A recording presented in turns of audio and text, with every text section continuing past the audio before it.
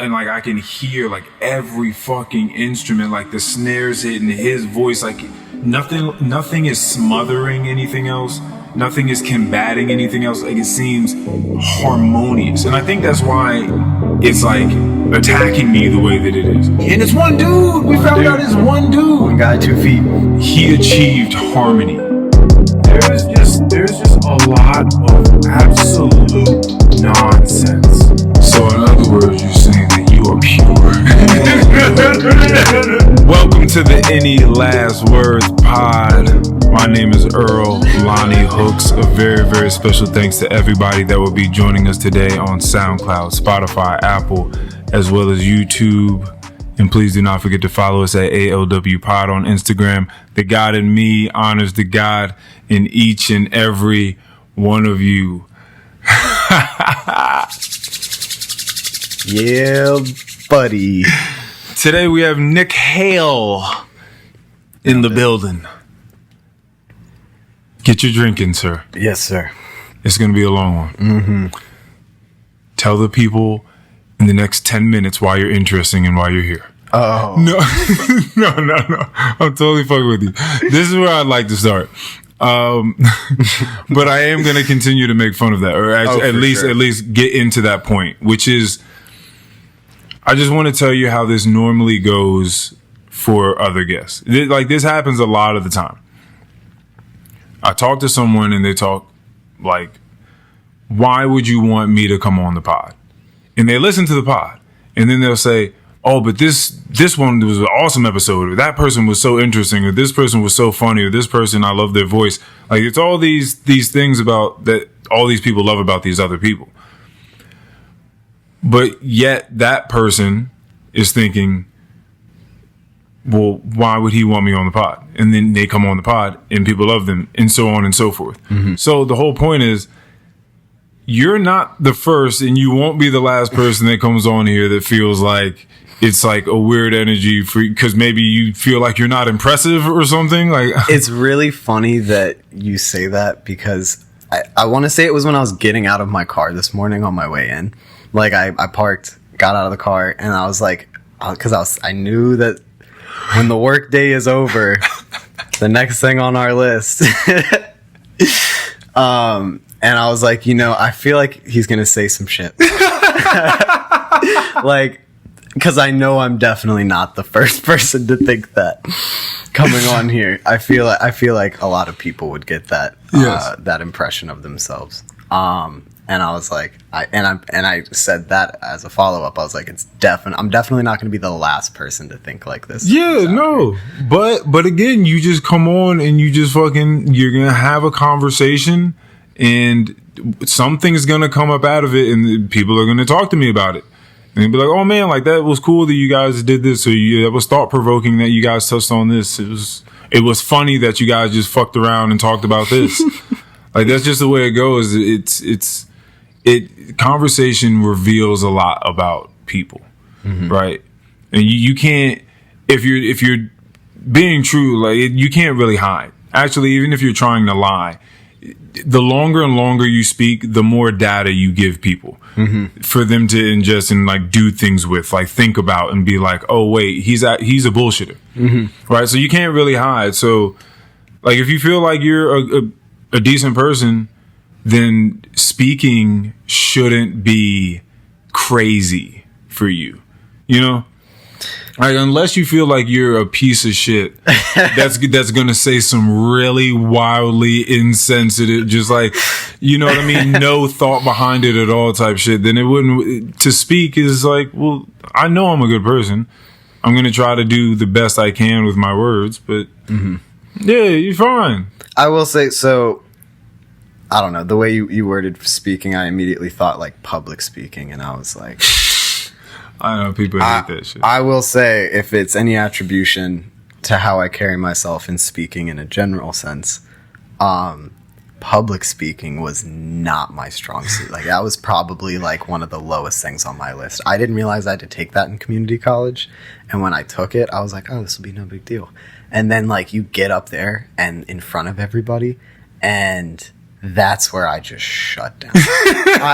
What do you mean? I mean, like, I'll catch myself like rambling.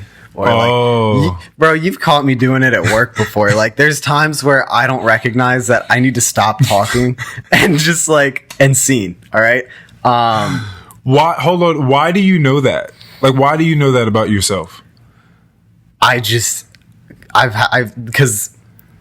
my brother, for example. Okay. As he is not one to pull any punches when it comes to pointing things out about myself in front of me. But just like other people, or so I've heard. That I'd say that was probably the catalyst, or that was the first person who I would notice it around, because he would just be like, "Oh yeah, cool," and like there to a certain point, sometimes it was him just not really wanting to pay attention to whatever I'm saying.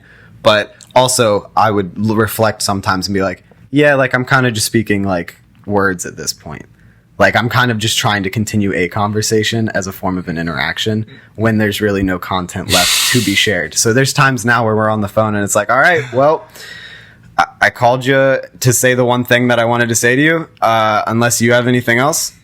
All right, bye. Like, it would just be very short and abrupt. And I feel like that's something I'm trying to work on, as far as, hey, buddy, just shut up. Okay. Naomi would tell me that. Oh, damn. Oh, really? She would tell you you're rambling, like you're going, Well, she might not have been like directly like you're rambling, but like she was in a similar way to my brother. Like, she would kind of just give me that reaction that's like, okay, like, let's focus on something else. Like, so this has been my understanding of it. I can't remember what book this information is that I'm about to spew. Like, I can't remember where it came from. But all right, so I'm trying to think. I guess we could say it can be seen as disrespectful, I guess, just like in the I'm trying to think about what level of disrespect. It depends on how you look at time, right? Because I look at time as though it's very, very precious. Like, I'm about my time. I'm about choosing time wisely to make baller ass decisions, right? But if you and I conglomerate, like we work together on something, we collaborate, I now have to deal with you.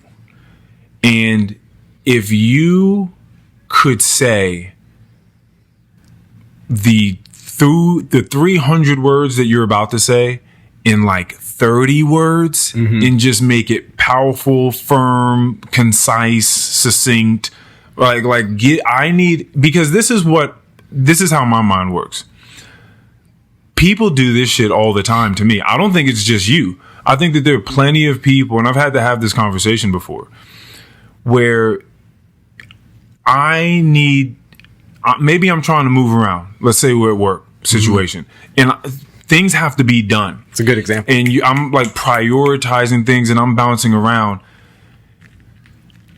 I'm doing a million things at once. Like, you see, like what it looks like that's what's happening. I'm moving like that. So I can't spend too much time with you giving me a very long, detailed story about something, and all I need is really like probably 3 sentences out of this whole like dissertation you're about to go on, this monologue. Like I don't need all that. You can just be like, yo, go to this table, they need that. Bam, gone. Like, you know what I'm saying? But then a lot of times it gets really colorful, and it's like, well, then table 65 did this, and so now I gotta go and I'm bad at giving you a plot line in a straight path. Yeah. And that is where a lot of it comes down to.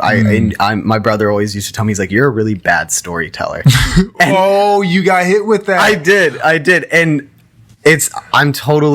I admit it. I admit it. I'm not saying it's not true. And that's, in a lot of these situations, I'm like, oh shit, I'm doing that thing again. And so, and like, you know, everybody at work will just be talking, and at some point, like, there's just this breakaway, even if there's something that was not finished being said.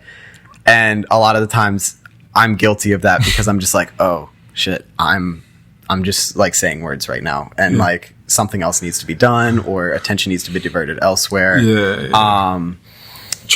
Like I said, it all, just like everything else, what you do manifests itself in various ways. So when you're looking out, it may not seem like everyone's doing what you're doing, but they're doing it in their own ways. Like trust me, there's enough blame to go around. All right, there's no blame going around it for everybody. So yeah, that's all. That's how I feel about that. We should talk about this fucking music because Mikey would love this.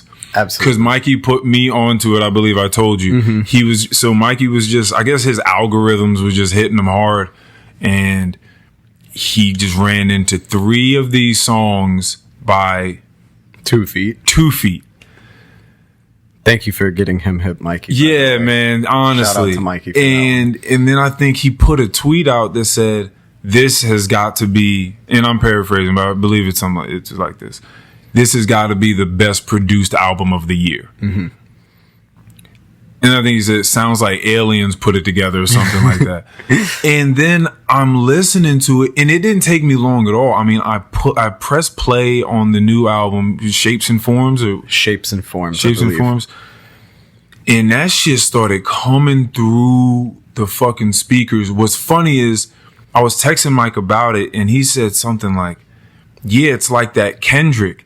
And as soon as he sent that, I sent to him, "This shit came through the speakers with intention." So we both sent those at the same exact time. And so then you both are trying to type a reaction out right yeah, after I'm just that. like, holy shit. Like, we just mapped on like the same exact thing that we're hearing. What Kendrick's album was intention. So it's like, yeah, it's exactly like that. Like, you just, them fucking,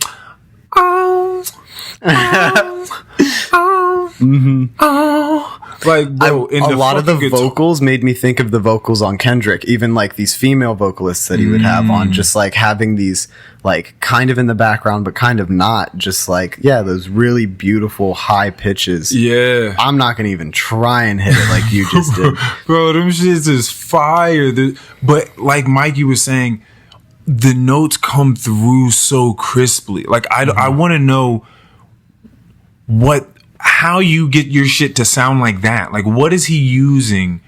What is he putting together? Like, what sort of ear does he have? Because it doesn't, you ever just go through albums and certain songs just aren't mixed as well as like other tracks? Like, it doesn't sound as well, it doesn't sound as harmonious, like all the different levels.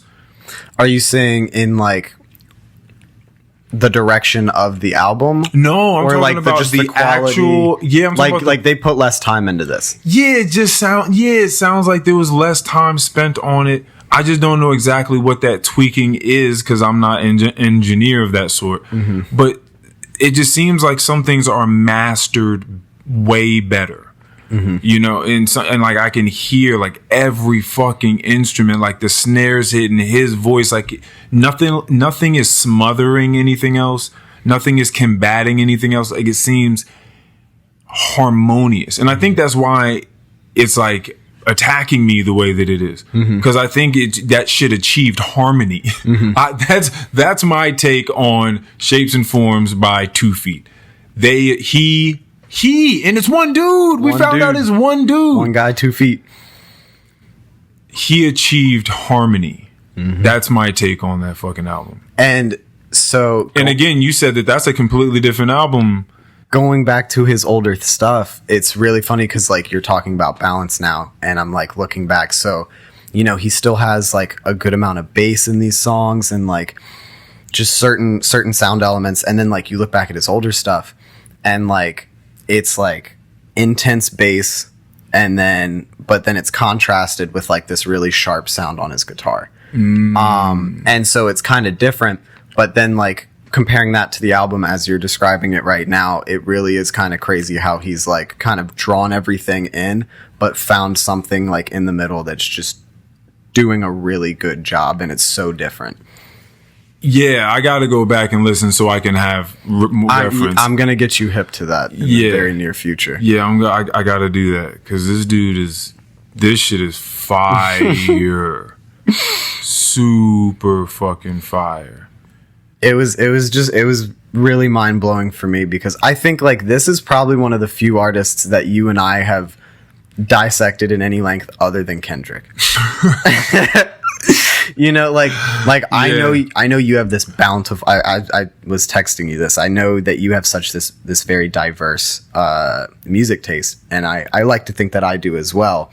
But even in that regard, like, ours are so different. Oh, you know, that is something that I love about music. Like, just knowing someone and like having 2 or 3 artists in common is kind of like a crazy chance, especially if it's not one of these like top like 5 super like duper, yeah, like fucking you like Lady Gaga, like, yeah, like you like Justin Bieber. Once you get outside of like high school and like the general sense of like all of your music is just what's hot right now. Oh gosh, you know? Like I know this. Oh, that was a thing.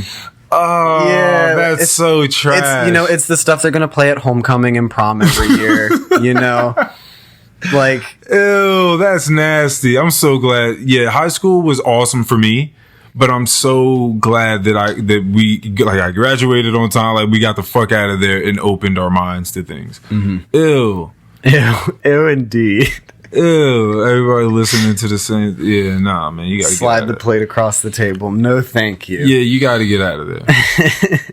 Like, this is like just a really absurd example, but some friend of mine's dad found out I was into bluegrass, and I've only met this person once ever. Years ago, and he showed me this bluegrass band called like the Carolina Chocolate Drops or something like that. And I found someone played Carolina Chocolate Drops in front of me like within the last 6 months, and I was like, holy shit. Like, just weird connections like that in such a like deep, diverse pool of music that like anybody could pull anything out. And we chose the same thing. That's very true. It's a bonding experience. Okay, yeah, okay, I get that. Yeah, that's why the other day was cool. Yeah. My gosh. Yeah, that is very, very cool. Just talking again, like as you said, me at length about these people and just telling you, man, like the production is awesome and it's just like a vibe. It's not even just the way that he plays the guitar and the way that they're doing the music. It's the feeling from inside the music, or else you wouldn't be able to put these fucking vibes together in the first place. I'm just going off, and then I'll show you guys the album, and you're just like, "Oh yeah, I love them," or him, and I'm just like, "Oh shit!" Like, that's very, very cool, because I wasn't expecting that from you. Yeah. But from your guest, I was expecting that. Mm-hmm. Yeah, I kind of was, because again, you had told me that she knows everyone. I was super surprised at first, and so now when I think I'm onto something new, I'm just like, nah, like, she's gonna know what it is. Damn. She's gonna know what it is. Like, it's like trying to get a gift for someone, but like they're really good at guessing, or like they know what kind of gifts that you're gonna get them or whatever, and just really genuinely wowing someone with a gift, and it not being something that's like, oh yeah, like, kind of expected that. I know that this has nothing to do with any of that, but I've been meaning to tell you this for a while, and it just keeps slipping my mind. So, I was in the gym one day, and I was on like some assisted squat rack somewhere. I wanted to be real. I wanted to be real. I was gonna say the squat rack, but I was like, no, let me keep it real. It was assisted. You know what I mean? About the form today. Yeah, you know. Probably, actually, using the seat and everything. Mm-hmm. Yeah, sometimes I just like to, you know, I have pretty good squat form, actually. I've been told by like trained people. I'm pretty proud of my form in most regards too. Yeah, over there with that fatty. Goddamn right. But anyway, so I was in the gym on this assisted squat rack, and I heard these two guys talking next to me. And one of them, let's say, I mean, definitely a white dude. Both of them were. But one was younger, and I want to say young 40s, maybe.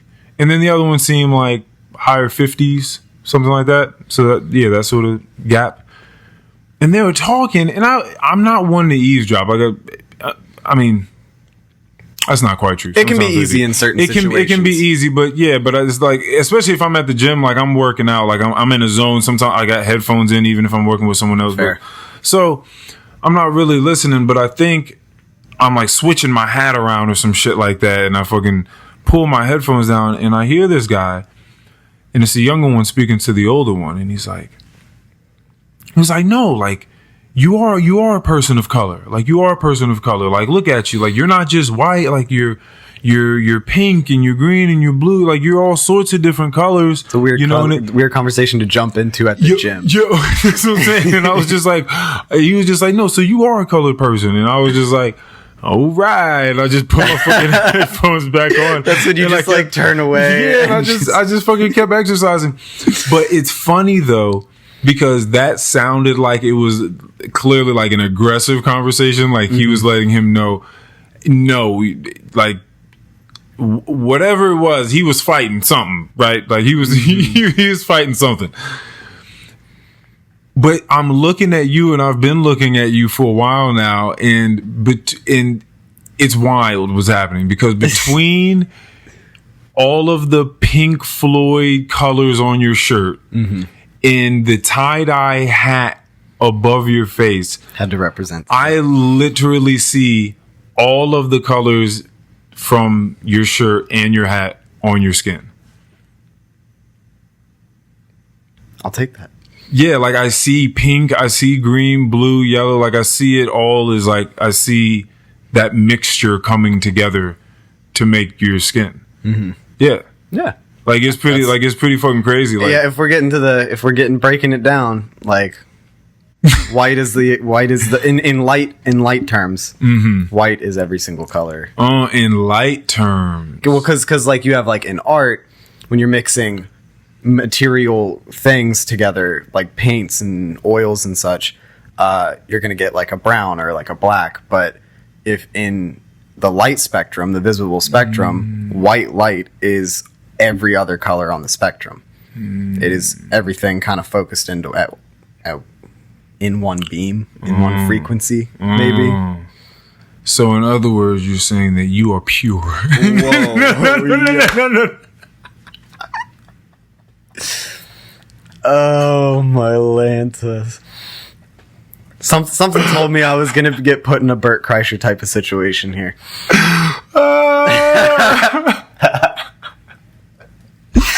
Yo, that's super wild. Oh man. Oh, we said that we had no idea what we were going to be expecting. I mean, that's just the way you roll into them, man. You just fucking, whatever happens. I will say I'm not one to say that I am every color of any sort, or if we're breaking down who is and who isn't a colored person. Yo, guys, I am whiter than anything. I am so white.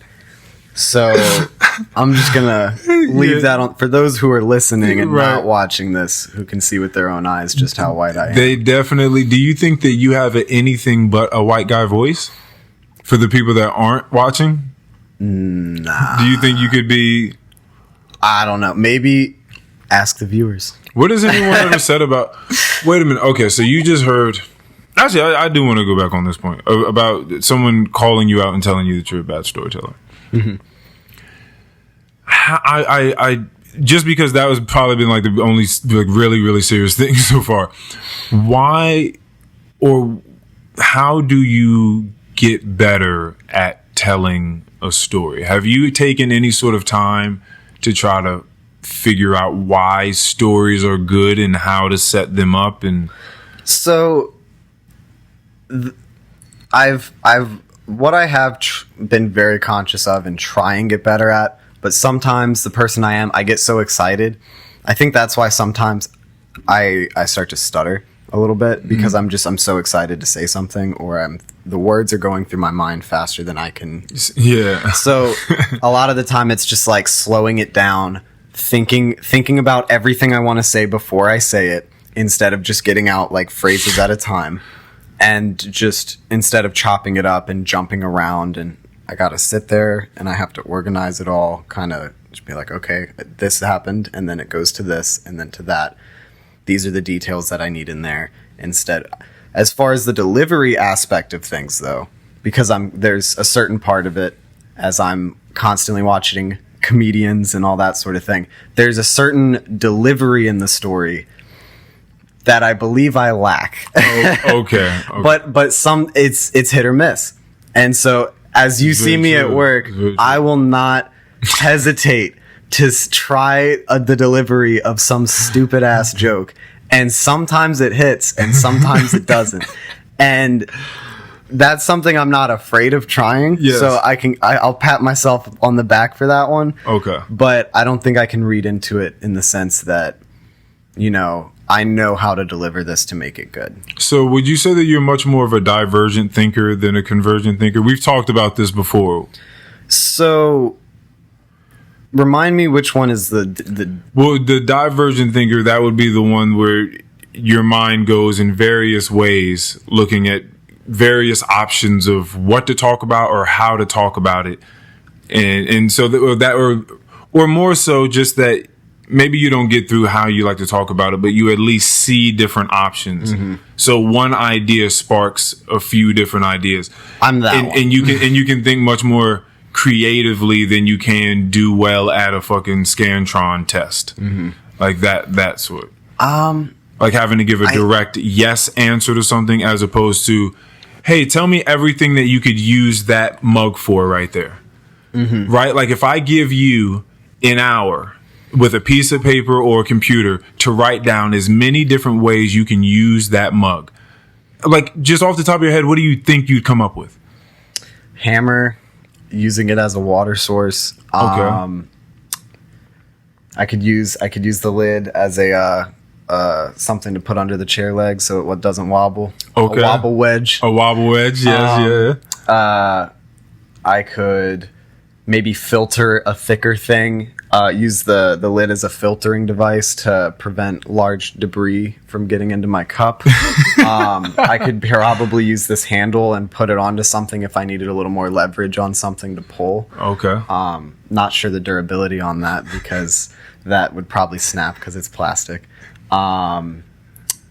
I could use it as a defense weapon. For sure. For sure. This thing is... The hammer again. Yeah, if there's water in it, game over. Yeah, because how many ounces is that? Like 40. 40? Oh, yeah, that's coming with some heat. That's coming with some heat. After working out my arms, like lifting that thing is... Yeah. It's a task. So okay. So that's about my list. Yeah, see, so a lot of people's lists are much shorter than that. Mm-hmm. Like they think I could put water in it, coffee in it, like so I could put liquids in it. Mm-hmm. I could put liquids in it, I could drink from it, and maybe, you know, use it as a container for some more things that aren't liquids. I could put some nuts in it, like some chips in it. Yeah. You know, like there are people's minds that just think of functionality types like that. Mm-hmm. Like I know what it's for, so I think in those terms. Mm-hmm. Okay, so that's why I'm asking. I'm trying to figure out a little bit more of like what's going on in Nick's mind in social situations. So it's interesting because, and maybe this correlates, maybe it doesn't, but going back to like the stereotypical, like you're either a math science or an English arts kid. Yeah. I was always math science. I was always good at it. I was like really good about that stuff, kind of like that internal thinking instead of like I've seen it at work. Yeah. I've seen it. Stop. But now like I'm also one to just think very outward and get a lot of like my stimulations and my thoughts from like outward sources. And so like I genuinely do get confused sometimes on whether I'm like more of an artistic person or like someone more based in like more calculated, the logic, the laws, like this is how it is. I was always like a rule follower for the most part growing up. Like I was just like, I mean, if that's the rule, like, like people. Yeah, every time you tell me about your fucking childhood, I'm like, bro, we did that shit differently. I mean, I got rebellious towards the end, but like even in that regard, like, you know, like it was like a respectful rebellion. Yeah, like you know, I'm gonna sneak out of the house later in the night. I'm not gonna show up late for dinner. Oh, okay. Like something like that. Okay. Yeah, well, that's solid. I feel like that's a solid move. It's a win-win. Yeah, like you're going out, like you're still getting what you want. You're just also gonna that's like solid. I'm conforming to the rules that are still at play, but like I'm also gonna try and find a way out. Try and find a way to still do the thing that I want to do. Yeah. Okay, that's solid. Yeah, you were doing a lot more consideration than a lot of other kids. Mm-hmm. Yeah. Yeah. Got a big heart. I mean, it's yeah, you did it's it. too big sometimes. You don't listen. You don't have to go through like going through a bunch of trouble. I thought that my childhood was awesome, and I just took the beatings as they came, right. But I did a lot of what the fuck I wanted to do. Mm-hmm. So that was my brother. My brother, like being the little brother, I watched my brother get his ass beat so much that I was like, I'm good. I watched my dad get a switch from the tree. Yeah. And beat my brother's ass with it, and I was just like, how do you feel about beating your kids? Corporal punishment, I guess I should say. We've talked about this before, and it was a very enlightening discussion. I think we did, yeah. We were eating together in the lunchbox. Yeah. But I think it would. There a certain part of me, if my kid really just did something like absolutely diabolical, like something like it would be like it'd be like a smack on the head, or like I could never just like full on like just go like I couldn't just give him a 100%, like giving your child 100%. That's fair. Maybe, like not that's even, crazy. He'd get, I don't think anyone get 10%. He's getting 10%. It's not just like I feel like 10% is a lot too. Mm-hmm. Are you talking about 10% of what you could do? I think. I feel like you got to. I feel you got to bring it back a bit more. Yeah. There's a really difficult gauging for this, so I'll say part of what it was for me as a kid is watching your parent punish you or a sibling. It's the words that aren't said that are heard. Like the words said through the action. You know what I'm saying? Like dropping gems. Because I think when you're like younger, it's if your parent was just to be like you really disappointed me with this decision. Like if they said that and you're probably like under the age of like 12. Maybe like for most kids probably closer to like 15, having more mental maturity, but like I feel like you're not going to register that. Right. But like when you watch them get to this point where you've upset them and like there's a small amount of pain inflicted, again, this is me not justifying it, this is my personal experience through childhood. It's like, ow, fuck, that hurt. And then like there's kind of just this tone set afterwards. It's like, this is how you've made, like it's gotten to this point, right? Like if like you had listened to the warnings beforehand, in some parental situations they might not give the proper communication before with warnings and everything, but I feel like we got enough warnings if we kept disobeying at a certain point, like come on, dude, like you should have fucking listened. Dude, I haven't thought about this in like the longest time till the other day. My dad had he had brought someone up to me, and I hadn't thought about this person in so long, but it was like an old girlfriend. Mm-hmm. Of yours? No, of his. Oh, like way back in the day. I was a little kid. I couldn't tell you how young I was. I mean, yeah, I don't know, maybe like 5 or 6, something like that. I was real young. Mm-hmm. And I remember, I don't remember, as you're saying, that she communicated her disgust for this thing I'm about to say. But she must have, or I'm hoping that she did, because if not, then she did once. She told me not to do this thing one time, and then I did it another time. It didn't go well. So I'm at the grocery store with her and I think my brother, and we're walking through the aisles, and I think I start whispering to my brother, like I'm trying to, I don't know. I think I'm trying to plot for us to get like some ice cream or something. Like I'm just like, yo, like how can we get her to get us like some ice cream? You know what I mean? Trying to figure some little kid shit out. So I'm whispering to him, and she was like, hey, don't whisper around me. And I was like, oh shit. I was like, oh fuck, all right. And I like kept walking. Okay. Yeah, sure, man. Like, oh, yep, for sure. But I'm a little kid. I'm fucking stupid, and I want what I want. So, not too long afterwards, I'm whispering to my brother, like, hey, man, hey, man, we gotta get this motherfucking cookie dough ice cream, man. Like, we gotta find a way. Like, what can we say to her? Yeah, dude, you think we can just? Yeah, exactly. And the strongest backhand That may have been, to me as a kid, it sure did feel like it was 100%. Right, exactly. And that's what I'm saying. Like, as a kid, you feel that, like, realistically, they would have knocked your ass on your feet, off your feet. Bro, she's right in the front of my face, and I'm walking down the aisle, and my nose is leaking. And like there's just bleeding. Yeah, there's blood just dripping like on the ground, and I'm just like walking, and I don't want to say anything because she's just the one that fucking smacked me. She's so I'm not gonna terrified. Yeah, so I'm not about to fucking ask her for anything. I remember this vividly, and so I just didn't say shit. And then there was like this old white lady that was like, excuse me, like he's bleeding, he's bleeding, and then I guess she clearly started to tend, so tried to tend to me or whatever. But yeah, I definitely remember that shit was definitely wild.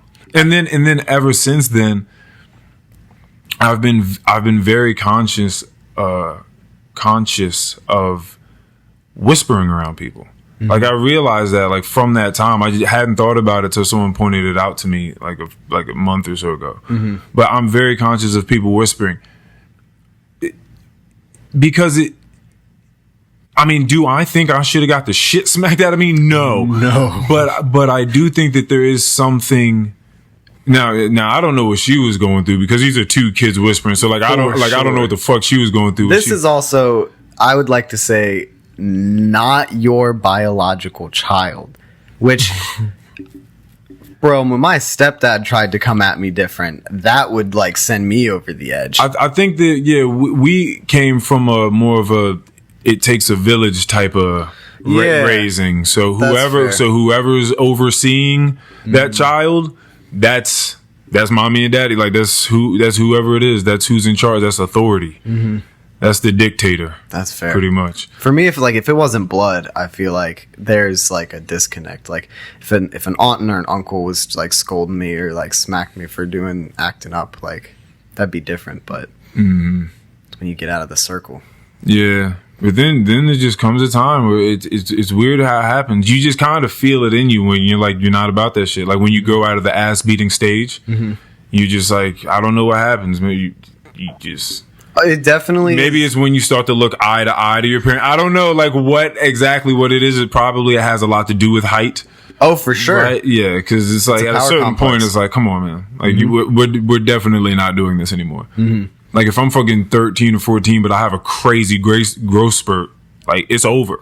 It's up in his house. Like right, there's like 12 and 13-year-olds. My younger cousin I saw the other day for the first time in like 3 or 4 years. He's like 13 or 12 or 13, and he's like taller than me. And I'm like, damn, dude, you outgrew all of the Hales. Damn, 12, 13. Mm-hmm. Holy shit. I was late. I was average. Mm-hmm. I was average growth till about sophomore year, and then I shot up. Mm. Yeah, it's pretty crazy. Nice. I mean, how tall are you? 5'10"? I'm like, I feel like I'm textbook average height. But like I'm surrounded by tall people. Outside of like our work department, it's hilarious how many short people work in here at MLS.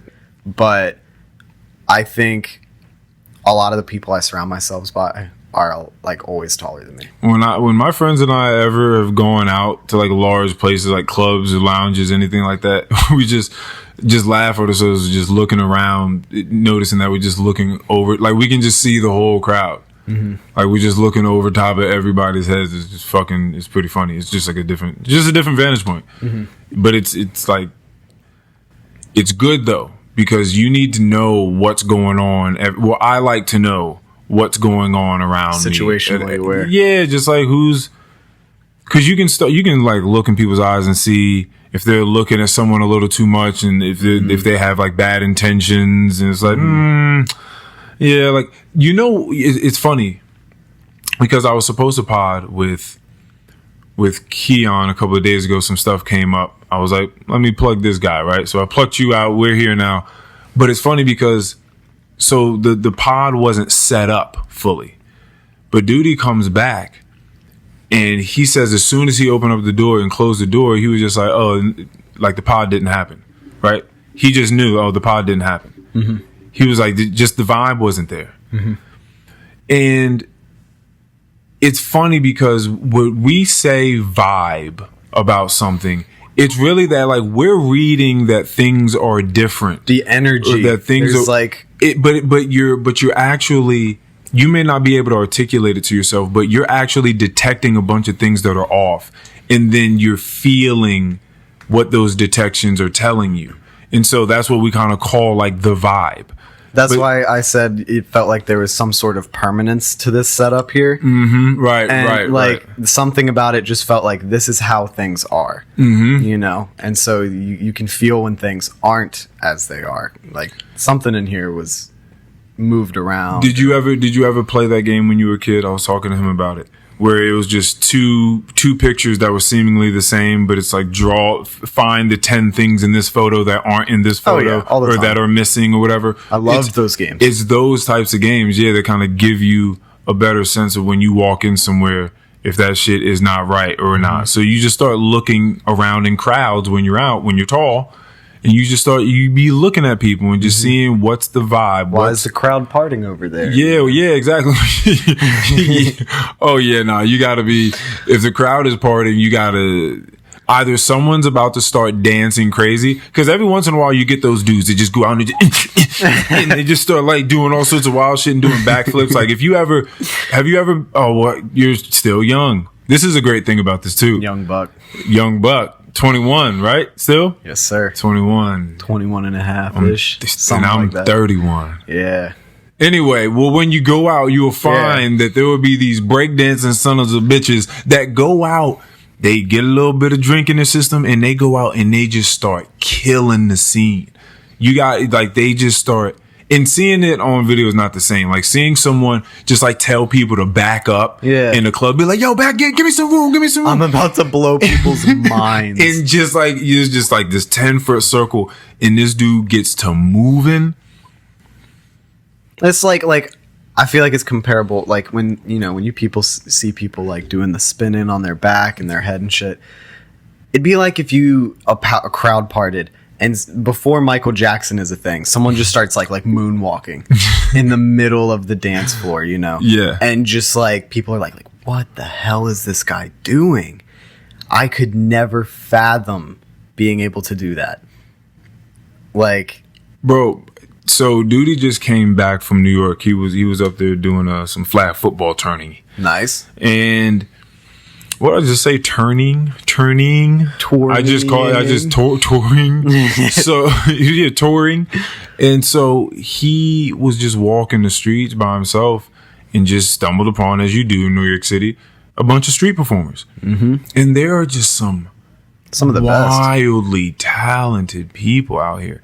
Just like this old black dude, it clearly looked like he just pretty much lives on the street, but he's just phenomenal. Like his rhythm, he had drums, he had buckets and pots and pans, and was going crazy. Had wild rhythm the way. Oh my god, I could never even hope to try to mimic it, so I'm not even going to try to. But it was fucking insane. Like, yo, they out here. I saw some of that in Nashville. Oh, I bet you did. Again, that's what I heard about Nashville. Is just every place you go. He was. This is also from flag football touring, but that he was like, it didn't matter. There was live music in the Taco Bell. He was like, there's just live music everywhere. That's crazy. So yeah, I would imagine. So the main drag of Nashville, they call Broadway. Good night save. I'm pretty sure. It's like every single bar, they're all right next to each other. They all are playing music, and they all have like these long, like 8-10 foot windows that most of them are opened up, and like you can hear the music out in the streets. And you're like walking by, like so many people, like they don't even go into the bars. They'll just sit by the windows and like smoke cigarettes, or like maybe they got a drink somewhere else. And it was kind of crazy. We were, me and my guest were thinking, like, it's really weird how all of these musicians are able to play with other, because like you can definitely hear the band right across the wall from you playing, and probably right down the street. So it's kind of impressive that all of these people are playing live music while they're just getting blasted like live music from all other directions. Right. That's very true. I see what you're saying. That's a talent in its own. Yeah, having to tune out. Yeah, like you don't have a studio. You don't have like your own little box or like, crowd of like white noise. It's like... Yeah, like you're already hearing other rhythms and things like that going on in the distance. Yeah, I guess so. Yeah, you're right. I guess that is a talent in yourself. Focus, right? Focus. All right, so here's something we haven't really, I don't think we've gotten too much of a chance to speak about, but it probably wouldn't surprise you. Okay. Which is, one of the questions I've been being asked a lot is, how is this new position treating you? Mm-hmm. Right? Like, how are you feeling? Is it sort of like, did you feel like, oh, I shouldn't have did that? Like, any regrets with, what's going on over there? Mm-hmm. And I've been finding myself, as I do, being honest and trying to reciprocate the level of understanding that I feel like the person in front of me is going to be able to have, or what our level of relationship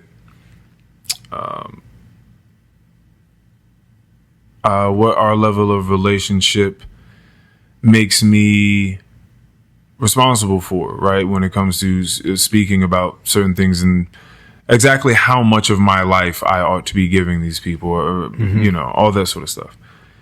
Priorities. Yeah. So the answer that I've been giving has a lot to do with this focus thing.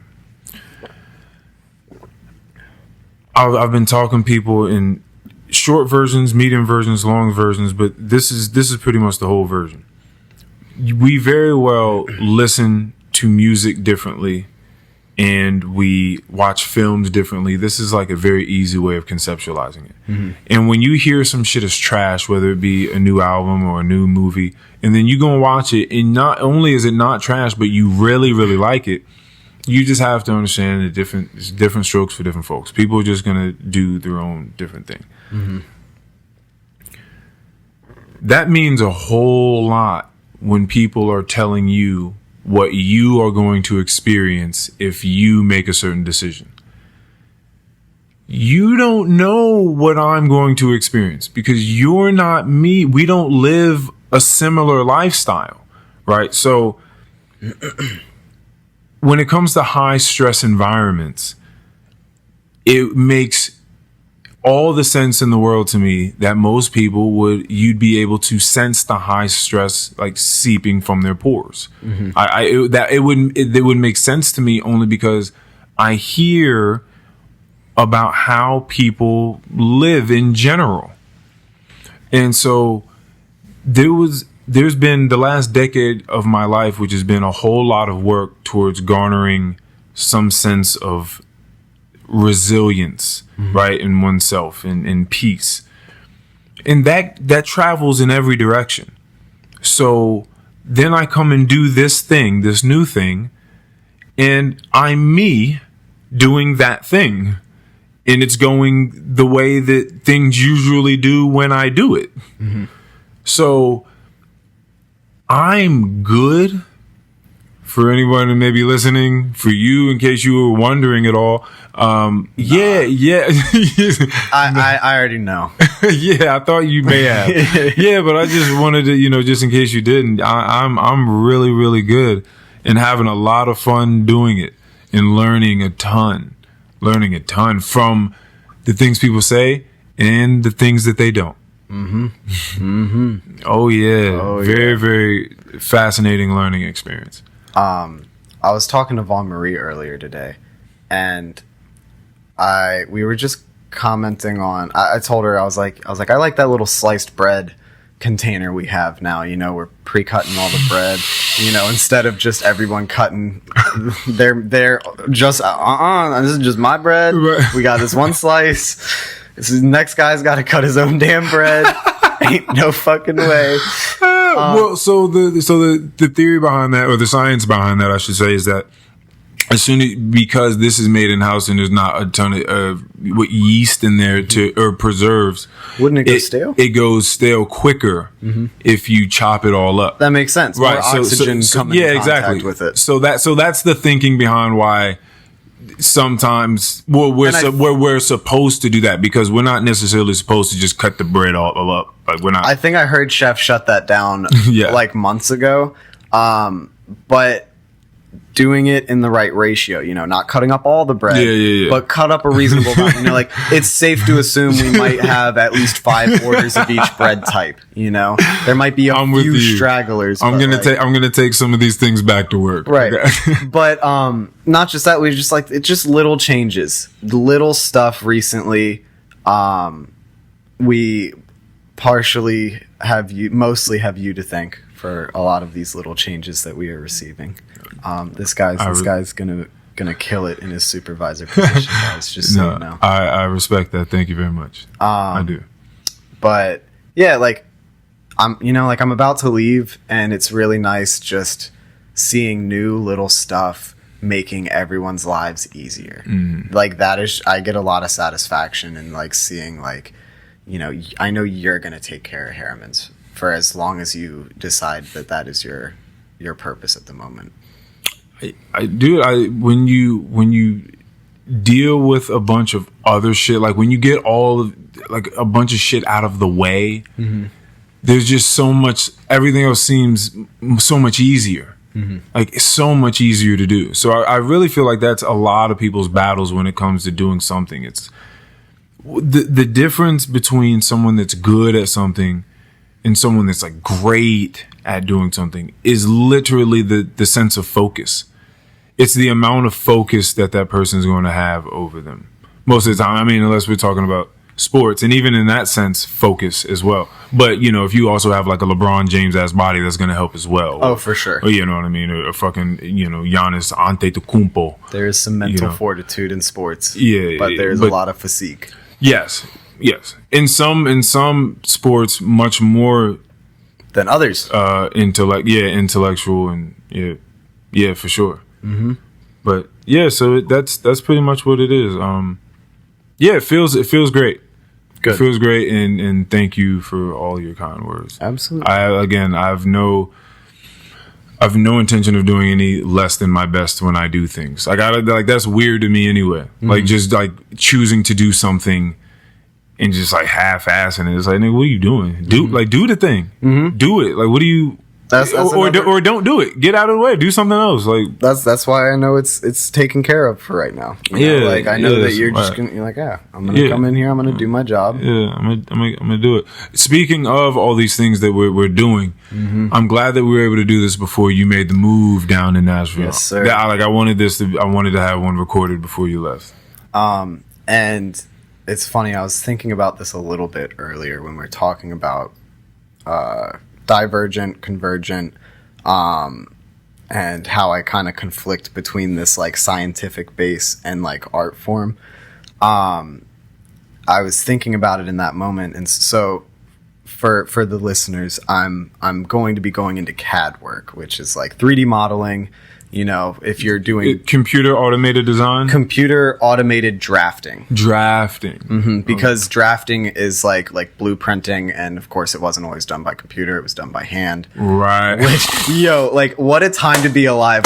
I'm sure that the 80-year-olds that are watching us just learn how to do this shit on the computer are man, you guys suck. Right. You guys suck. Insane. Back in my day, they were drawing out dimensions for jewelry, drawing everything them out. Buildings, everything that has blueprints is literally getting done by hand. Whereas now we just do it on the computer. We basically you change the font essentially, but you change whatever the default is for the lines and the numbers and everything, and you just print it on blue paper. That's it. Wow, man, that's crazy. And right now, you wouldn't know where to start if you lost the computer or didn't have the program. You wouldn't know. There's no backup drawing. Drawing just kind of took a back seat. It depends on your computer setup. So my teacher down there, he actually highly recommends getting I don't know if it's a certain cloud service. I forget what it's called at the moment, but he recommends this cloud service because he explains that while you're making a model in the program we use, Rhino, and you save over it, anytime you click save, you save over it or whatever. If you are opening one up or while it's saving, it like using it corrupts the file. Sorry, let me start over here. If you're saving or in random instances, if your program crashes, it will corrupt that file. And then you're GG. You have to start over. But if you have an iCloud, a certain iCloud setup, I'm probably going to get this software and have him walk me through that when I get down there. But every time you click save, it sends a separate file off to this cloud thing off your computer. If this file crashes, you have the one that was live 10 minutes ago, before your current changes and everything. So yeah, there's that fear. There's, if you have all your files on one computer and you're not backed up and you lose that computer, you're done. Yeah, that's why I was wondering if you had to do something, because I'm assuming, a lot of these things have deadlines. I need this by this time. I got to get this thing done. I got to build this building, or I have to make this necklace, whatever it is. Right. I got a date, right? Because I have customers and I told them it'd be this amount of days. Mm-hmm. So if some shit crashed, I just feel like, wouldn't it be nice to be able to know how to draw some shit up if you had to? And is that encouraged at all? Or do we still have those classes even? So honestly, that's not even the worry there. It's that if someone's coming to me for a file, they're probably coming to me because they plan on casting part of this article of jewelry. Okay.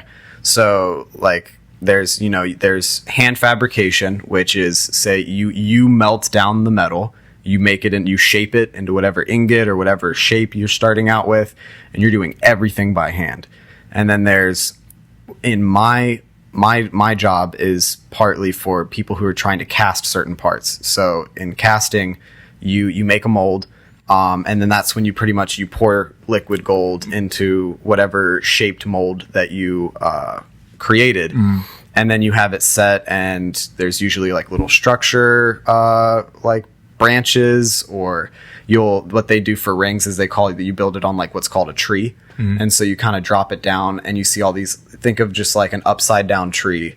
All of these little branches come out, and on those branches you will have one whole ring at some point on that branch. Oh, wow. So you're reducing the time it takes to make the same amount of pieces. If it takes a dude an hour and a half to make one of these rings, and you make a mold, it might take you 5 or 6 hours of work or whatever, but you make the file, you send the mold off, it gets made, and you can make 6, 8, 12 in the time it takes you to melt down the gold and pour it in there and let it cool.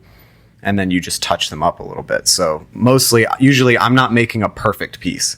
So I'm making something that a bench jeweler like my brother, shout out to Nathan Hale Co. Buy my brother's jewelry. No, yeah. I'll throw his Instagram or whatever he's got on the description. He would appreciate that. But I'm going to get an 80% final draft, and then I'm going to give it to a real jeweler. I might get some flack in the industry 3 years from now. Damn, a real jeweler. But from what I see, the hands-on side of the jewelry industry, he's going to set the stones usually, unless I know how to do that, which I might take classes to do that. But he's going to set the stones. He's going to polish it up. He's going to, maybe do some sketching, some sculpting, maybe some inlay work, all sorts of stuff. There's a million different ways you could go from there. But they're coming to me usually for something that needs a computer file to make. Right. Because the casting machine is going to need that, So a handmade sketch doesn't do too much good.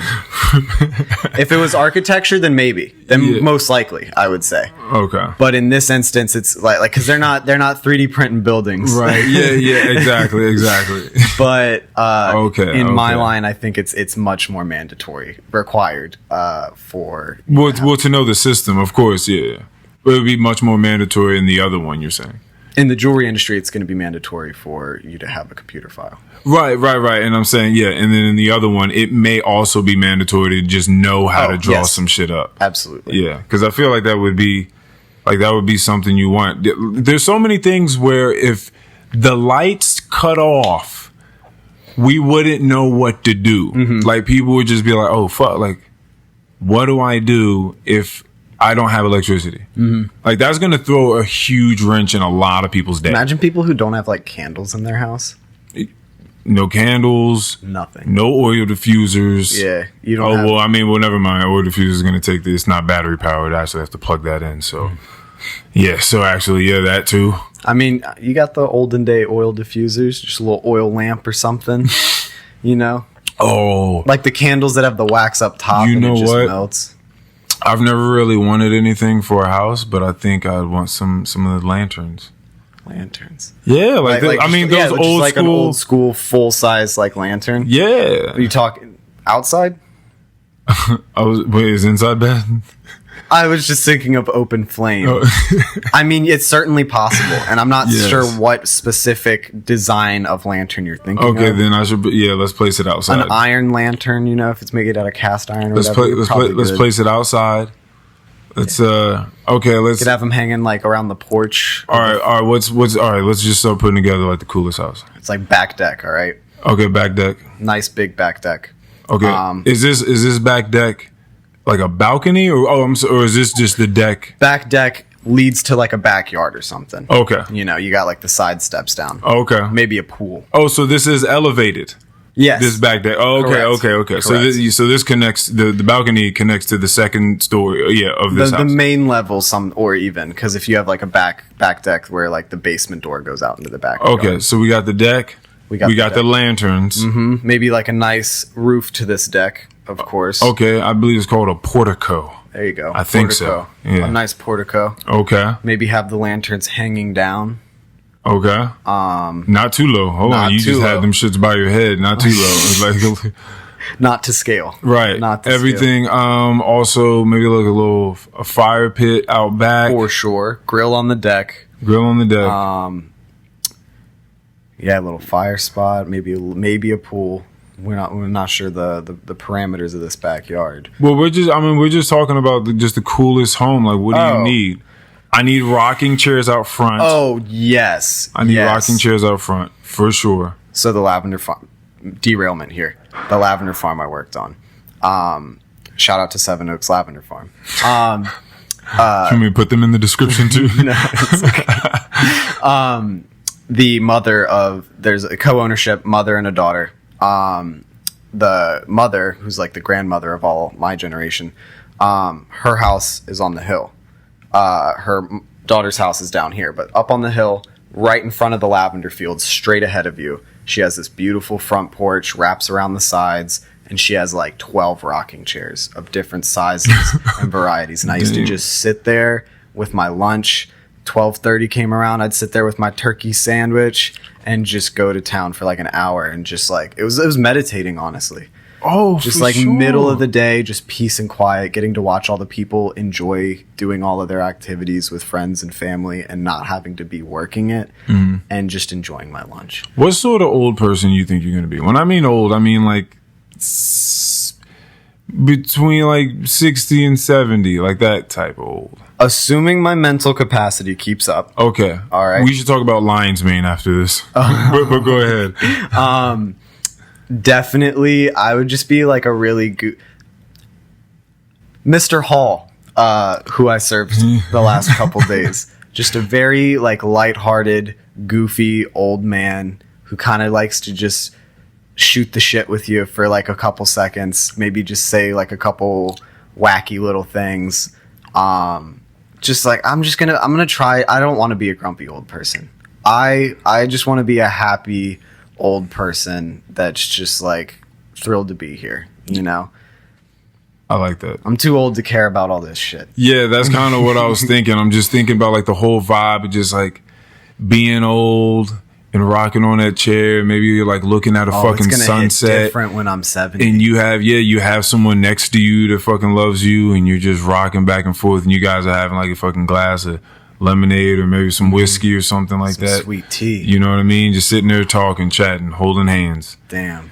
Just fucking rocking. That's you know, awesome. it's like warm, but there's just a slight breeze coming through. Slight breeze, of course. Like 65, 70 degrees, but it's nighttime, so it's cool. Got a nice dog by your side. Oh yeah, you gotta have the dog. And if you have a cat too, that's one of the nice wise cats I've seen. I'll never forget this cat. I've only seen it once, but it was around my ex-girlfriend's neighborhood. I think I had to tell her about it. I was like, yo, I was fucking walking to your house one day, and this fucking cat was in the middle of the street, and it was just the most elegant creature I'd ever seen in my life. It was just standing up on, like all of its paws, and it was just like looking straight into my eyes. Mm-hmm. Crystal blue eyes, sort of like yours. Oh, yeah.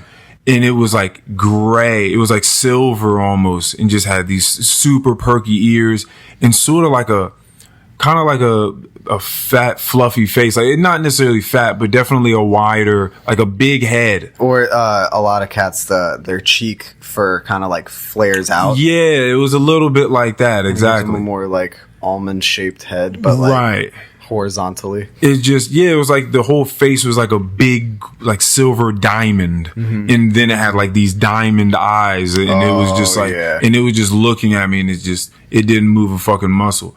And then I fucking looked away to see if there was like anyone else around that I could be like, yo, do you see this? Yeah, exactly. I tried to do that, and I looked back and the cat was gone. And I never saw that motherfucker again. And I'm like, hit him with the pss. You're a fucking fool. Every time. So if you had a cat like that, in a nice, wholesome, the dog with you, the dog's been through everything along Cat's with you. Cat's probably chilling on the railing. You know what I'm saying? I do. Like that.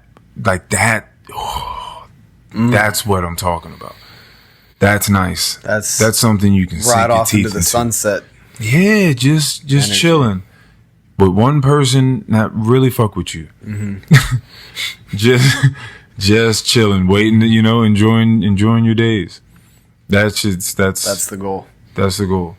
I didn't get to a point earlier, and I just recalled.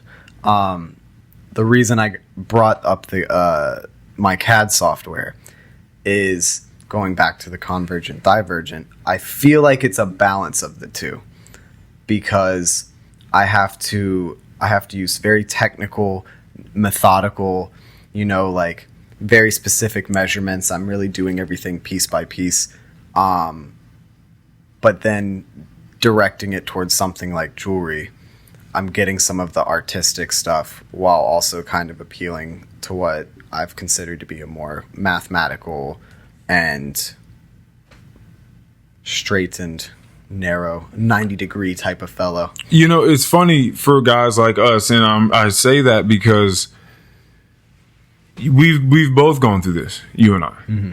right? And I've had bouts with it as well. It's so funny that we feel like we ever have to be one thing. Mm-hmm. Like it's very funny that just for some reason, whether it's been through conditioning or it's just, I don't know, or it's just easier for our brains to do all together. But just seeing things as one thing mm-hmm. is very fascinating to me. Just like no spectrum, no nuance about it. Like you just see it as like this one thing. I think that we move up and down this scale, probably depending upon the things that we're eating or the sort of the sort of impressions we're taking in. Mm-hmm. You'll probably slide to being more of a technical person if you just find yourself doing that a whole lot. Mm-hmm. But then you might find yourself kind of like drowning in it at one point and feeling like now you need to do something creative, mm-hmm. And then maybe you start doing a whole lot of creative stuff, and then you find yourself like, oh wait, no, I got to go back the other way, and mm-hmm. just keep teeter-tottering between the two. But I think it's just easier to say that as opposed to picking like, oh, I'm an analytical person, or you probably have something of both going on, and you just don't give credit to the other one that you think you don't have. Yeah, that's how I look at it. I don't think I don't know if I mentioned this to you when I was mentioning I was tie-dyeing some stuff this last few days. But kind of going along with that, like balancing between the two. When I was younger, I used to tie-dye stuff all the time. Like I said, I've got this plastic tub like in my basement that's just filled with like a dozen white articles of clothing. I have all my powdered dye. I have all these dye bottles, these buckets, these cookie sheets, like all sorts of stuff. And I went through a phase where it seemed like every time I tie-dyed, I came out with these awesome stuff. Like every batch was like better than the last. And then I went through like 3 or 4 like batches of tie-dye where like I just wasn't impressed with anything. I was like, man, like these are very mid-tier shirts. Like look at Nick's battles. I'm just like would somebody want that? Like, is this gonna wow someone when they look at it? And I'm like, there's nothing wow about this. And then I like just got out of it, and like I wasn't really doing it too much. Like I think the last time before the other day I used my stuff was probably like over 6 or 8 months ago, and I haven't like made a new like article of clothing in a really long time with it. And so I did it the other day, and my buddy had hit me up, was like, you want to tie-dye some stuff? We haven't done it in a while. I was like, yeah, sure. Came out with some really awesome stuff. This hat, that sweatshirt I showed you earlier, super content after like having all these shitty ones I've done in the past, because it takes a lot of time. You are pouring dye into tiny ass bottles, filling them all up with water, soaking your shirts for like 20 minutes, trying not to get loose powder on anything, folding everything. It's a very long setup and cleanup. So it's very disappointing when you do all of that and then you let stuff sit for a day and you wash it and you look at it and you're like, eh. Yeah. Okay. I feel you. I mean, listen, you're not doing it a lot anymore, right? So correct. You're a little rusty. One. Correct. How do you feel about not doing it as much anymore? I mean, it's a little expensive. A lot of that was like initial investment for getting a bunch of different colors of dye outside of like Roy G. Biv. But it was a lot of fun. I really enjoyed it. I still have a lot of those articles of clothing. I wear tie-dye a lot. Dirty hippie that I am. But I mean, realistically, so I told my buddy Tim the other day, I was like, hey, do you want all this tie-dyeing stuff?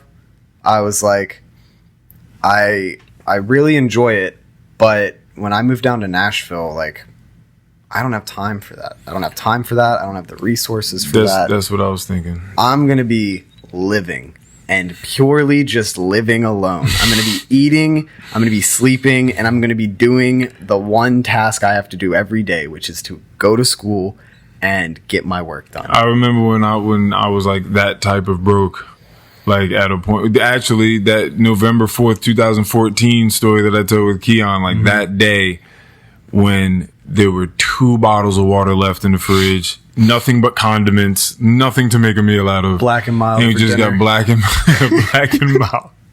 A black and mild for dinner. Black and mild and sleep for dinner. It was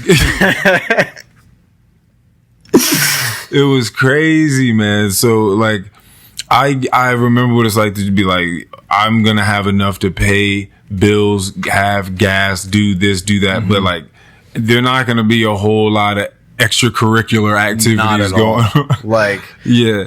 It's gonna be new. It's gonna be new. I'm very excited for it. I'm glad I get to that this first really big step for me. I got my brother there to kind of he's a very good guiding figure in that regard. He's a whole ass clown in a lot of other regards, but I think he's going to be very beneficial to me to have down there, both emotionally and just like as far as the logistics of things, because of course he knows a lot about jewelry. I'm learning about jewelry, and I don't know a whole lot yet, you know. Like, I am referencing gemstone cuts incorrectly. Yeah, definitely don't want to do that. Yeah, no, there's times where I have to hold my tongue when we're in class, because I'm like, I'm about to make a whole fool of myself. You got to ask those questions, though. I'm learning the pavés, the Maguire, not the Maguire, the marquee cut. Yo, that is hilarious. The Maguire if cut. Nathan ever listens to this, it's that right there. The Maguire cut. That's what I called it initially, but it's a marquee cut, which is very almond shaped. Thank you for owning that. Exactly. Yes. So those are the types of mistakes I'm trying to avoid. Yeah, but you got to make them though, man. For sure. Like, it takes someone telling me like, that's actually, this is what you call it. Yeah. And then I know. And right, because now you didn't do that with a customer of any sort. Mm-hmm. You know, and that you need a Maguire cut. To be fair, I'm gonna be honest. Like, I feel like a lot of people like the name Maguire. No, that could be a brand name for sure. But like, I think if you're talking to a customer in jewelry, and this is me not having a lot of experience in it yet, I feel like a lot of people don't know a lot about their own jewelry. You know? Oh yeah, for sure. Like, they don't know about much stuff. Yeah, unless you're coming across connoisseurs, like they've been dealing with this for a long time. I'm not going to name any brand names, but my brother worked for a commercial jewelry store once, and he saw people coming in and buying these engagement rings and all this stuff. And he was working as a salesman there. He was not there long. He was like, I hate this shit. I'm lying to people, you know. Damn. Like he's lying about what? Well, just like the quality of the gemstones. Because, you know, he's a jeweler. So he can look at two different diamonds and be like, this one is like near perfect. And this one looks like complete shit. And if you showed that one complete shit diamond to like a regular person or slapped it in a ring, there's a good chance they would just be like, oh, like that's a pretty diamond. Right. You know, now some of it comes down to taste and what you're looking for, how many facets it has, the clearness of it. I know there's probably some terminology I'm missing right now, but he was like, yeah, like I'm looking at these diamonds that we're selling to people and they're bad. They're so bad. and it's cool seeing him, like, he orders gemstones, and like, so it's cool seeing, like, you know, him just like have and it's really weird. Like, you'll see him with like a bag of diamonds and you're like, holy shit. But it's like, he's like, nah, dude, these are like $5 a piece or something like that. You know, like, or like $15 a piece, and they're just teeny tiny little diamonds or something. But it's very educational. It's extremely educational watching him go through the process. Hearing him bash what bad jewelry looks like. Dude, like, that's crazy. So, down. are like that company, were they lying about the... I don't think they were lying. I think they were taking advantage of the lack of knowledge via the We've customer. talked about this. The term that you got from Freakonomics, information asymmetry. That sounds very... I believe that's what, we talked about this before. Yeah, information asymmetry. Like, you don't know, and I do, so therefore I make the price. Yeah, exactly. Period. And that's what a lot of artistic crafts come down to. Yeah. Or you just have to believe me. Like us, depending upon scientists, right, that come out with these papers and they're doing these research. So like our idea of what the world is and what's going on is just belief in that the people that are supposed to have the knowledge are saying some of the right things, and that they're doing their due diligence and they're being honest about their due diligence in it. A one that people can relate to is like you get a quote from a mechanic. And oh boy, get you started, boy. But you are not satisfied, and you go to someone else because it really just comes down to what that artist or what that craftsman deems the value of their work is. Apart from like material costs, and for like someone like a painter, you know, you could be getting your materials for really cheap, but and a lot of it is dedicated towards the value of what you're producing with that skill. But as well as the demand. Yeah, like exactly. That demand. But like the demand, and then also just what that so it's just if a lot of people, but it's like I may be doing the same thing that I was doing last week, but this week I have a lot more people that want my work. And simply because I have that demand, y'all have to pay more. Because if for my industry that I'm going into, if someone presents a piece they want me to make and I anticipate it taking me 4 hours, and another person also gives me a piece that's going to take about 4 hours, and I have this heavy workload, it's like, all right, well, the one of you that pays like X amount is going to get priority over the person that pays Y amount. Like, you know, like that just makes sense. You know, at that point, when you're put on a wait list like that, like you have to be willing to put in more effort than the other people in order to get what you want faster. Although, it does get tricky though, because you don't want to just start like telling people, actually, you've been bumped a space. Like, you know, like once you have like something there's in a writing, certain chronological order to it as well. 100%. Yeah. But like, if some dude gives me like even if we're not thinking about time, if someone gives me a $40 project and then this other dude wants me to do a huge project for him that's going to be like $600, I'm probably going to put a little more emphasis on the bigger one.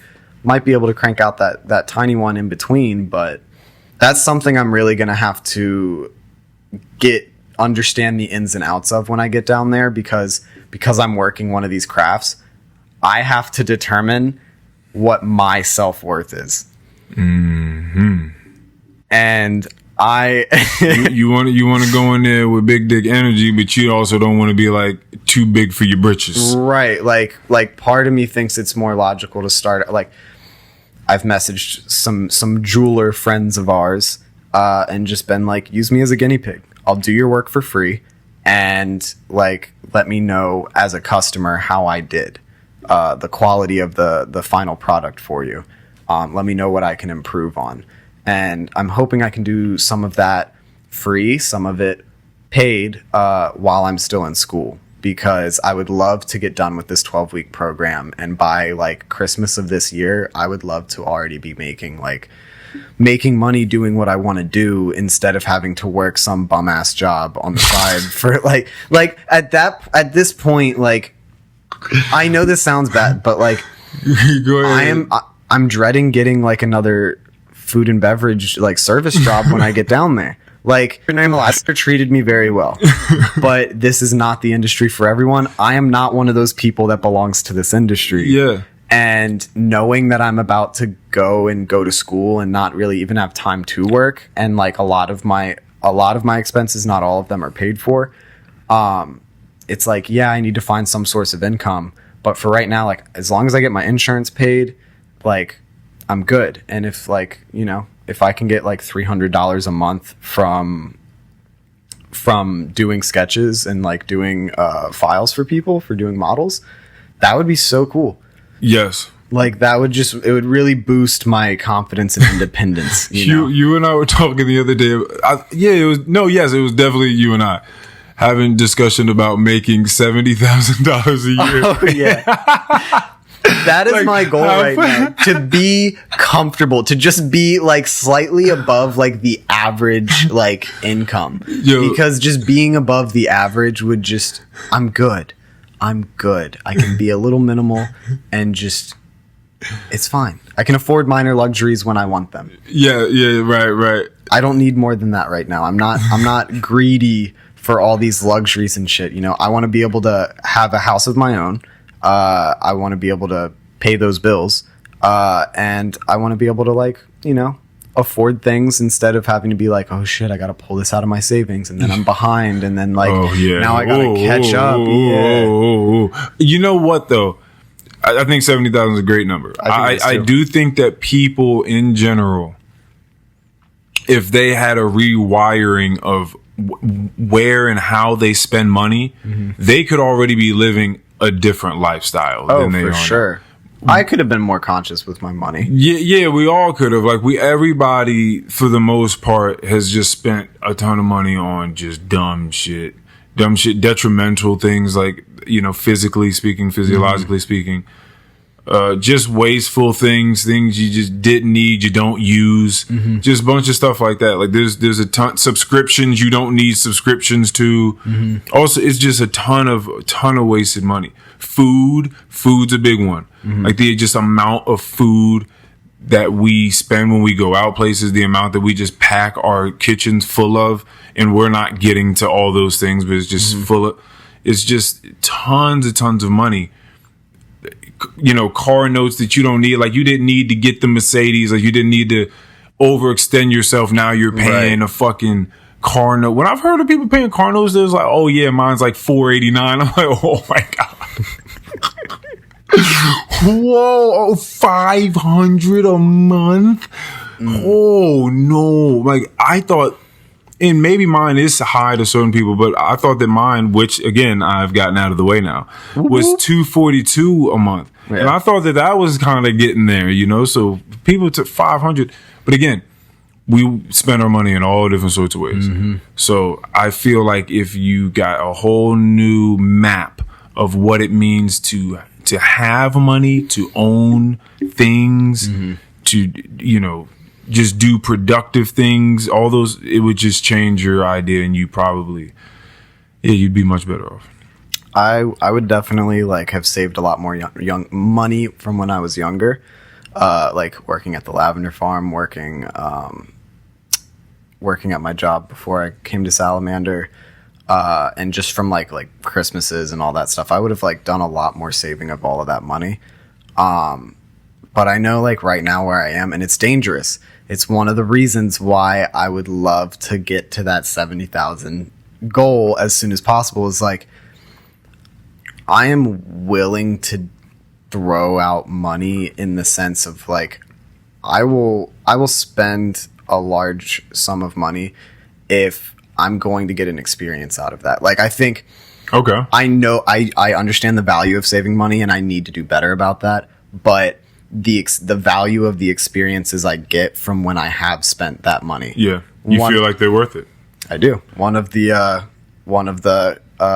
extra expenses I made at the end of my trip to Nashville, was incredibly worth it. And going to these concerts I'm going to right before I leave for Nashville are going to be so worth it. But I know that once I get down there, it's going to be buckled down. In reference to an older pod, I'm going to have to bring the dog out of myself. Yes, sir. But it's funny because this is you going back between the creative and the analytical again. I'm telling you. So, okay. I know. Because you want to save money, but at the same time, there's still this bit of you that we all understand. Life isn't promised. Like, life isn't promised. Like, this money's got to get spent. Like, I got to have experiences. Like, I'm not just here. I can't take it when I'm gone. Like, I'm not just here just to save money through all of life. Exactly. I'm not here to be like a tight ass the entire time. Right. You know, I want to live and I want to enjoy. Like, at the end of the day, I would much rather be one of those people that's broke poor but enjoys my life than to be rich as shit and then just be sad or be bored, you know? Oh, goodness. Rich and bored is a wild combination. You know what I'm saying, though? Like, I feel like sometimes rich people just be doing shit because they can, or it's like, you know, like I was bored, you know? Yeah. Like, I just did it because I can. Oh, man. Oh, man. Oh, man. That's kind of what I was having a conversation with someone about. And one of the variances in which I told my answer to how I'm doing in this new position, I was telling someone, dude, I try to go out of my way to do some like difficult things. You carrying those stairs up carrying those chairs up the steps when there's an elevator. Yes. Yeah. I just like to, you know, stay active and stay moving. I was cracking up over that. But doing those things, it just makes other things not nearly as difficult. Just trying to find new ways of like challenging yourself. Right. Cause then the rest of that stuff, like, it just doesn't. It's nowhere near what it used to be for you. Yeah, you build a tolerance, like just like today was at work compared to the last 2 days I've had. Last 2 days were pretty rough, especially having them back to back. And then on a Saturday, having 5 people, I think it was, in there today. 5 of us in there. Well, we had a ton of people. Oh, ton of people, but like 5 servers, I think. A ton of help staff and all that. It was just a walk in the park. Yeah, man. Very nice. Focus. Focus. I've had this again, this conversation, the way that I look at time, this also needs to be said, right? Again, I think about, this is a good way.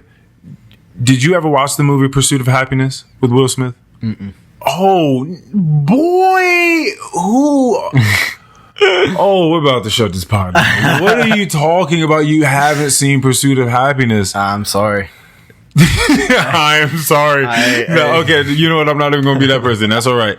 Get around to it, please. I will. Okay. Because of the reaction on your face. Oh, shit. Yeah. I will get around Please get around to it. Either way, there's a point in it when Will Smith is going out for a very, very particular job. It's very strenuous. I think he's being like a, what do you call him? Wall Street,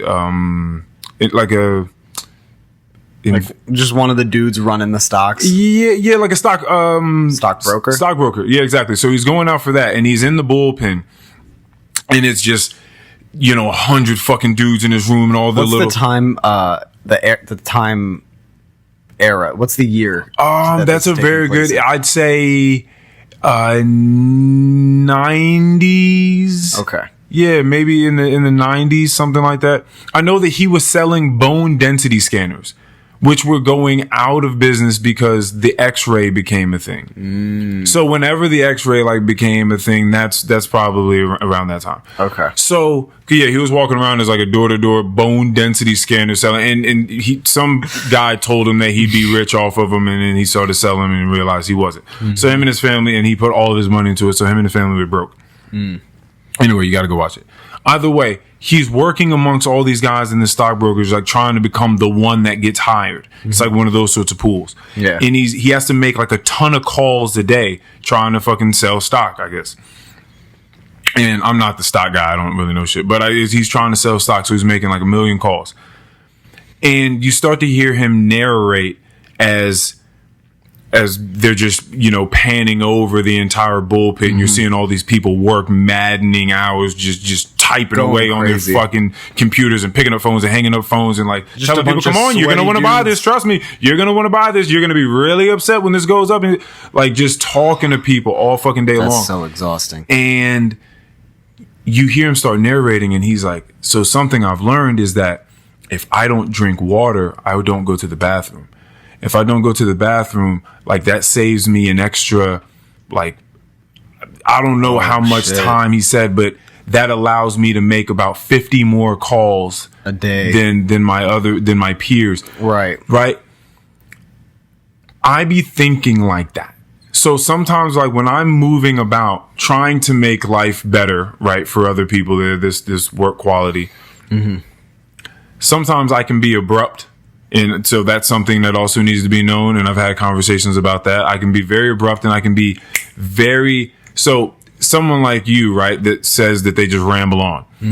I'm trying to get down to what matters. Oh yeah. Right. So I'm constantly just moving around, and I'm thinking about, if you're talking to me about something, I'm going to extract quickly what I feel like I need to know. And I got to keep moving, because to me, 5 seconds plus 17 seconds plus 30 seconds plus a minute, wasted time accrues. Especially in our industry. And these are seconds. A minute goes a long way. In minutes that I need in order to do something productive. So I'm that's the way that I think whenever there's time is of the essence, that's the way that I'm thinking.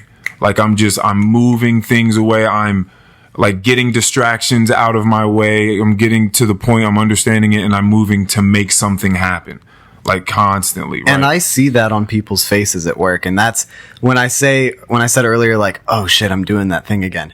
That's it's just oh, okay, now's not the time. And then that's me acknowledging this is that thing that I've been trying to work on. Right. And of course there's preemptive attempts to keep that from happening, to keep me from rambling on.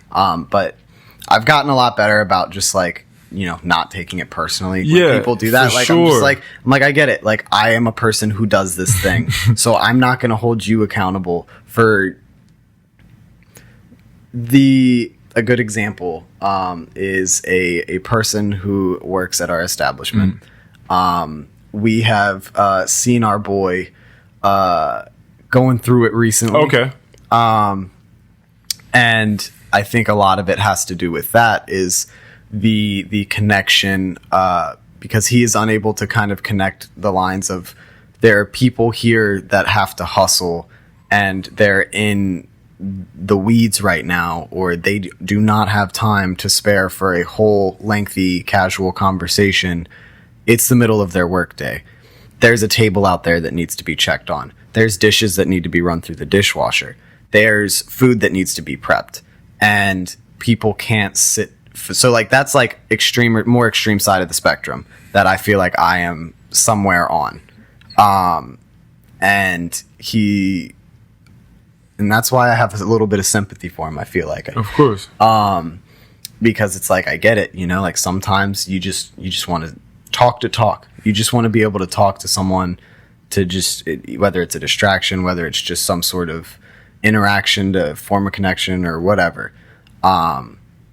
Sometimes it's just not the right time. Sometimes it would be better for you to just, a good morning, good to see you, I'll talk to you later, because but if you don't understand that, like, you're thinking every time somebody like sort of ditches you or they walk away, it's like you take it like, oh, like they don't fucking like me. And I feel like I got accustomed to that very early on because of my brother.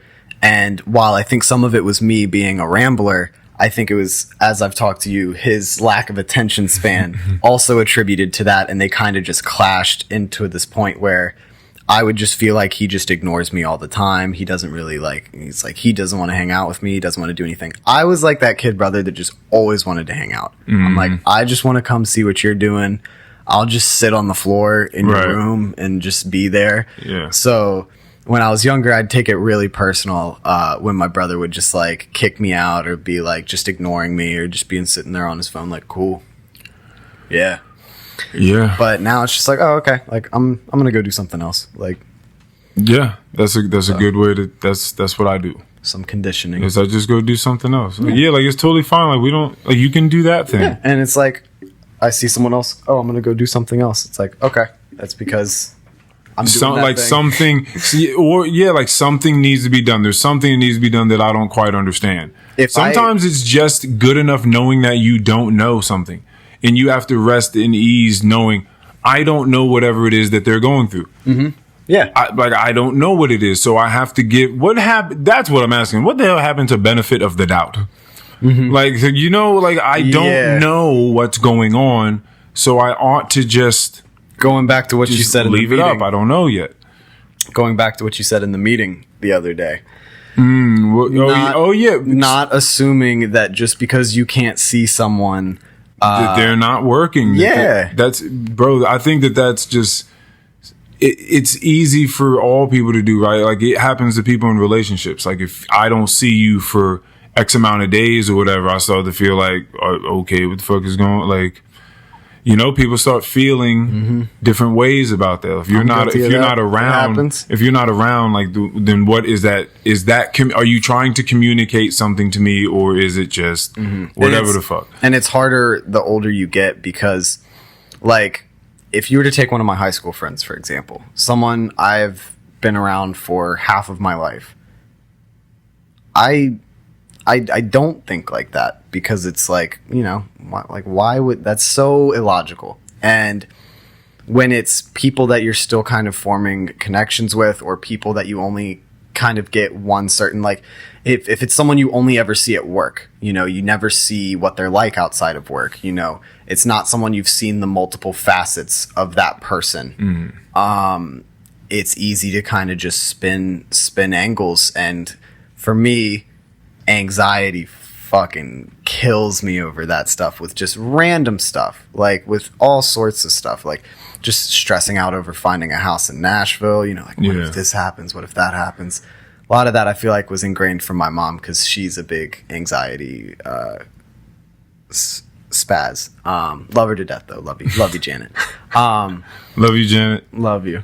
But yeah, like, and the good thing at least is like a lot of the time I'll have a thought like that. I'll be like, oh, like, you know, like this person's doing that, or like they don't really give a shit, you know. But like, I'm like, bro, you know that's such a stupid thought, right? Like, you know that like this person doesn't think you're like shitty at doing this, or thinks that you're lesser of a person or something like that. Like, you know, like through these past actions you've had with these people, you know that that's not the case.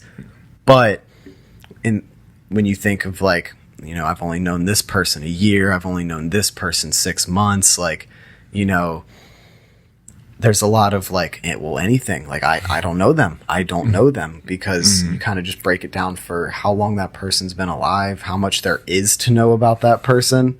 But at the end of the day, what they feel like their personal like responsibility towards genuine interest in truth and loyalty to you actually is, because trying to, if you ask two people, like, you get them in separate rooms and be like, so what type of friend do you think you are to the other person? Yo, like who do you think that other person thinks you are to them? You know, what do you, would you die for them? No? Okay, that's fine. Let's just take a step back. Like, would you be... They said they would for you. Yeah, yo. Yeah, that's what I'm saying. So it's like, I would just... That's very varied, right? Like, that's a huge varietal bucket of things. I don't... I'm definitely guilty, and I've talked to you about this before, because you mentioned it on an episode, and forgive me if I'm not getting the phrasing of it right, but you said something along the lines of, you're either like someone that is so in tune with your own mind that you like shut other people out, or you're giving to other people so much that you let it cause detriment to yourself. And I definitely see myself being more the latter than the first one, because I don't know, like, I'm just a very unconditional love type of person. Like, I don't really care if, like, you know, the other person gives you a different answer. You know, it's like, okay, that is what it is. It is amazing when you feel that reciprocation. So a great example of that, my buddy Tim, shout out to my boy Tim. I'm shouting everybody out. Dude, get him. I'm going to put them all in the description. That's too funny. So I went out and tie-dyed, and to my knowledge, I was just like, okay, he's going to the river the next day. I'm just going to come up, pick up my shirts, and dip out. He texts me towards the end of the day of work, and he's like, hey, that place Hot Pot that me and Walker were telling you about, we really want to take you out and go get food. Like, it's our treat. You know, like, we can hang out, we can wash the shirts at the house and everything.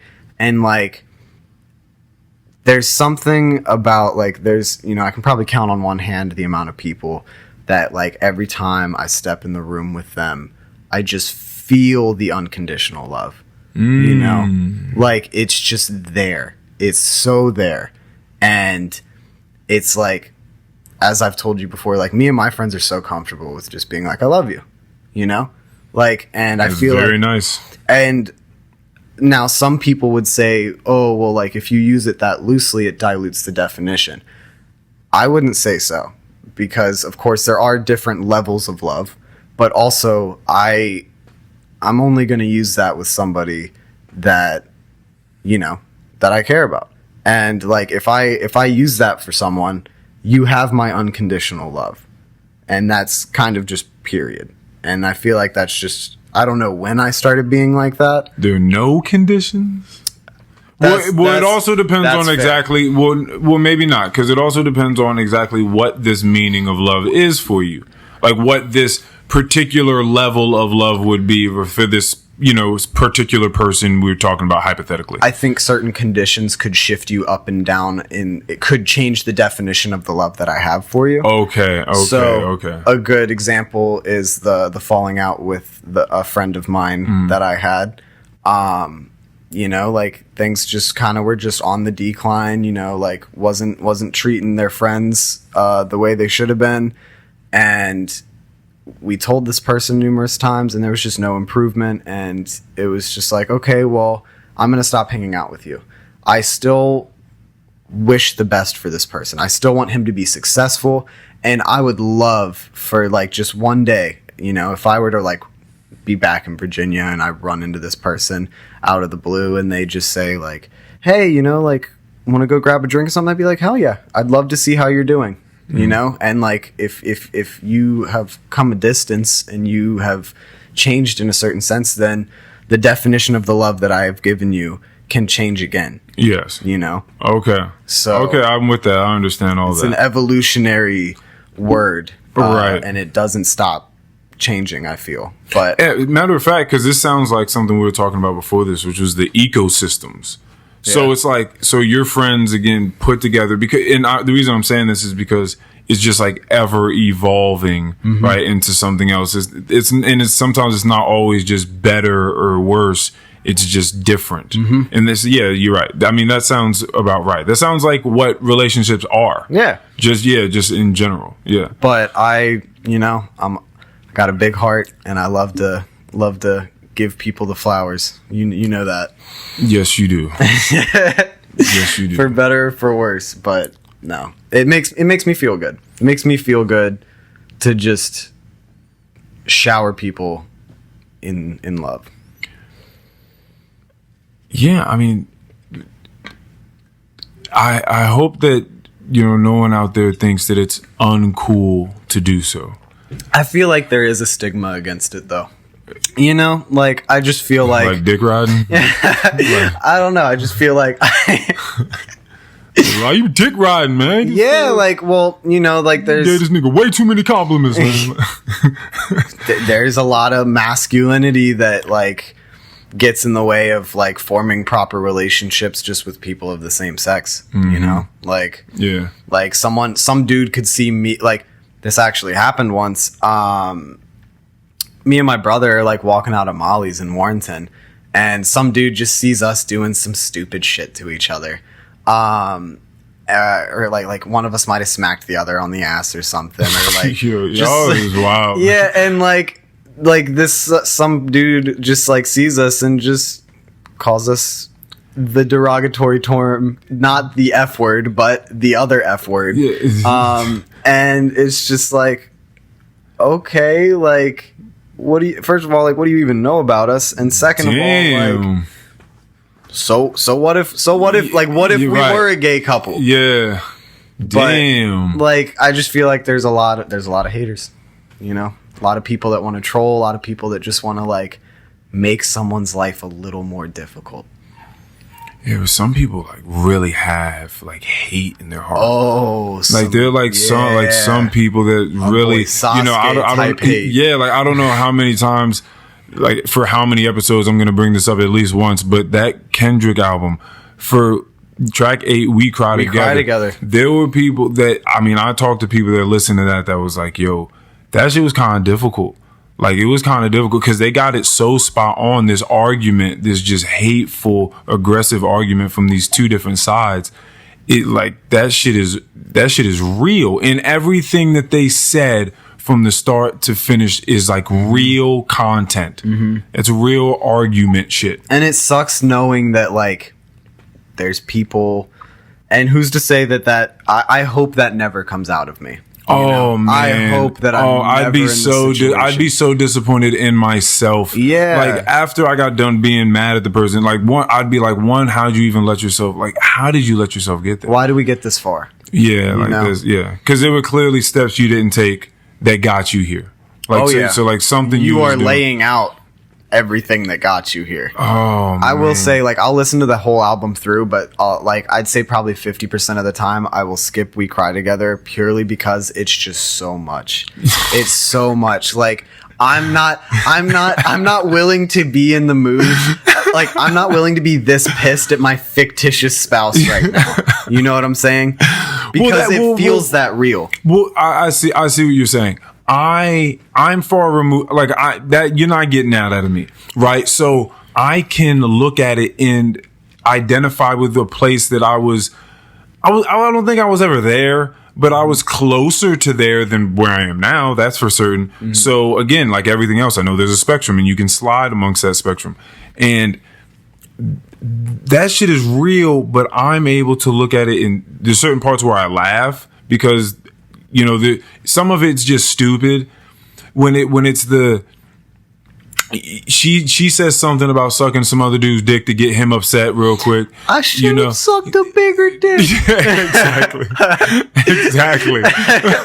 That one does get me every time. So clearly, like, she's trying her best to break this person, and then he does the same where he's like, "Give me these keys," and she's like, "Give me my keys back. I'm late for work," and he's like, "Nah, like, you ain't getting these keys." Yeah. Like, on God, you ain't getting these keys. Yeah. And then he's like, you mad at me. Yeah, exactly. like that shit is real. It's to so the point petty. where you're willing to sit there in a house with someone that you claim to love, and you're just trying to fucking tear them down. I don't want to get to that point. But some people, I'm just laying all this out, just say that there are some people that are just walking around, and they do they wouldn't even know where to start, like how to start healing that process. Mm-hmm.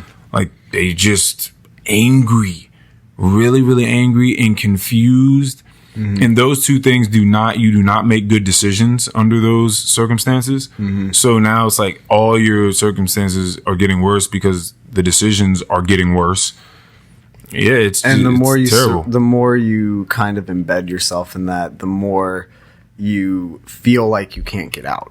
Oh yeah, for sure. You're digging a groove. Yeah, you're digging and a it's like, well, I can't because of this and this and this, and it's like, well, no, you can. You can just drop all of that and change course. Like, you can get out of that groove. You just don't feel like you can. It takes a lot, though, and it does. It takes a ton to get out of something that you've been doing for a long time. Mm-hmm. Yeah, it takes a ton to get out of that. Yeah, so. You know, it's really, really rough for a lot of people. But, yeah, you gotta, man, you just want to do things, you know, like tie-dye. You want to just try to just throw in something every now and again, something you love. Just try to do, like, a little something. But I feel like if you can open up to giving love, mm-hmm. if you can open up to telling someone that you like them mm-hmm. for whatever the reason, their smile or because you find them to be intelligent and have very insightful discussion, or because you think that they feel deeply and you love that they have such deep sensibilities about human beings and nature, or it's just someone super creative and you've just never seen a mind that quite that brilliant. Whatever it is, just like telling someone these things, and being comfortable giving someone those compliments. It's going to come back to you crazy. Oh my gosh. It's going to come back. It makes, of course it would feel good for that to be the case. Mm-hmm. I used to do that a lot. You said you used to? Yeah. You stopped? Getting back into it. Getting back into the game? What stopped you for a little while? Well, just like, I don't know, like giving like strangers compliments, you know? Oh, did I get you in a bad place? No. Why'd you pull out? Well, being in a let me specify. Okay. Giving people of the opposite gender a random compliment, what someone might deem a random compliment. I touched away from it for an extended period of time, being in a relationship. But like it's nice to be able to just say like, "Hey, I like your earrings." You know, I think that like that shirt looks really cool. I think that I believe that in harassment training, they say don't do that. Now listen, I'm a realist. So most people that go to work full time, mm-hmm. you're at the place that you're at, and if you're single, and sometimes even if you're not. You're there 40 hours, 50 hours a week. That's a lot of people's dating pools. Yeah. Right? And it's just like natural urges. For people to assume that might be an intention from compliments from people and such. Right. So it's weird because people want nice things to be said to them, but they also want them said to them a certain way, mm-hmm. and sometimes just by certain people, by one specific person. Yeah, you know. So you gotta yeah, you gotta mind your P's and Q's out there. You can't just be, but slanging compliments around. And it sucks because like I'm just too much of like an airhead to put that together. Sometimes it's like I just. They're fucking. They're nice. They're nice. They're cool earrings. Like, look at them. Like, look at the cut. Yeah. You're gonna be talking. Look at the cut. That's the Maguire cut right there. Oh my god, no. But yeah, and like, dude, listen, trust me, I feel you because I love people and I like talking to people. And again, it comes natural to me to say nice things to people, especially like when it's true, like when I see it. Right, like just like like so hey, in case you were wondering, like. I really like those shoes. Those shoes are cool. Like, I want that person to walk about their day and be like, damn straight my shoes. Well, I feel like, see, certain things.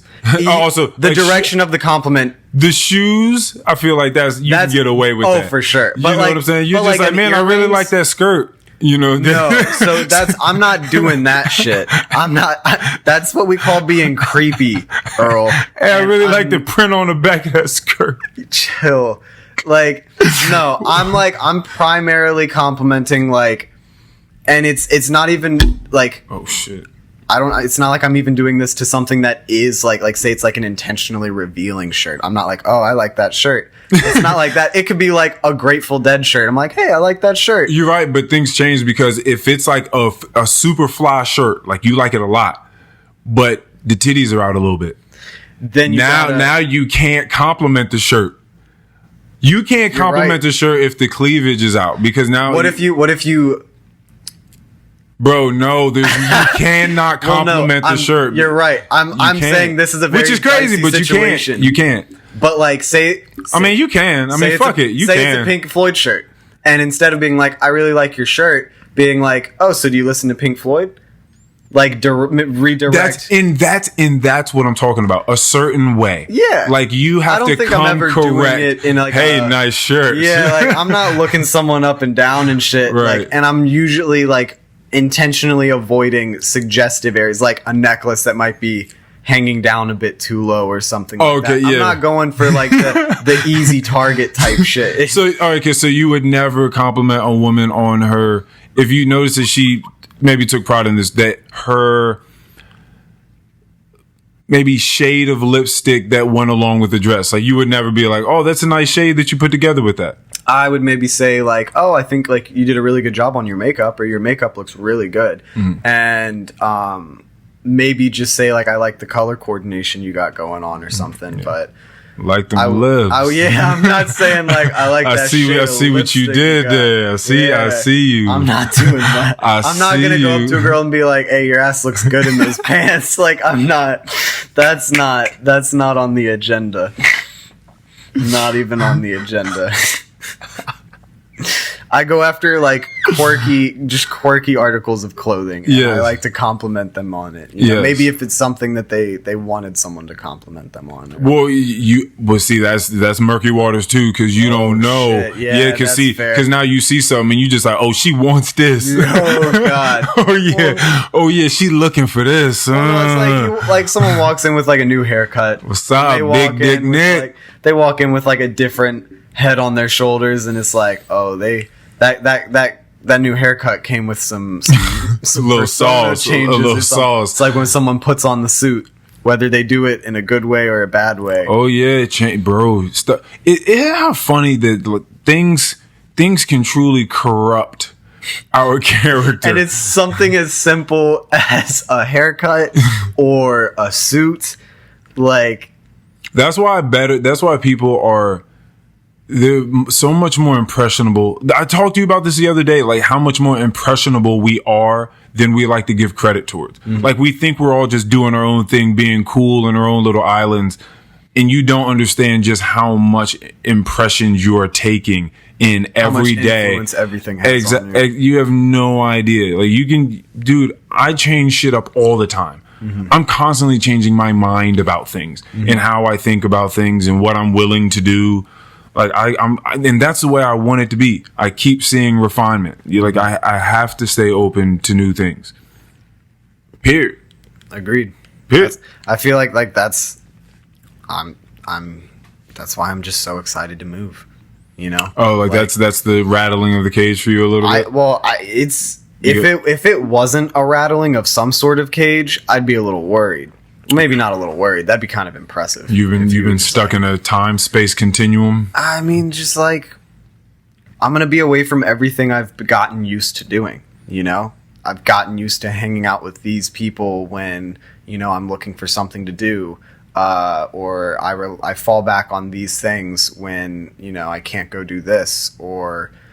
like just little stuff like that. Like, I'm going to be forced to go out into new environments. Everything that is comfortable is here. Yeah, exactly. Like, everything I've ever known is here outside of like some small vacations. Yeah. So like, I am uprooting everything minus my brother, and like everything else is just going to be staying here or going off and everyone doing whatever they want to do. Everything's just going to get further apart from here, you know? Do you have a plan for making friends? You just, oh yeah, we talked about this too, because you don't want to be the guy that goes like to a bar by himself. That people laughing at me. Yeah, that was fucking hilarious. Was hilarious. Bartender, yeah, yeah, exactly. As he polished that dude was kind of a weirdo, but yeah. I know that a lot of people have issues doing things completely by themselves. Mm-hmm. Like going out and just seeing who, like scanning the bar and seeing who's willing to talk. Mm-hmm.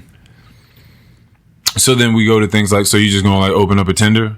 Like you just open up like a Tinder for just like people. Yeah. Don't you have that option? Or I mean, just use Bumble does. Use another Bumble's app. Got friends. Yeah, don't do Tinder. Yeah. Hinge, I told you about. Yeah, do that. Mm-hmm. That's classy. I think. I think that one was a cool one. Yeah.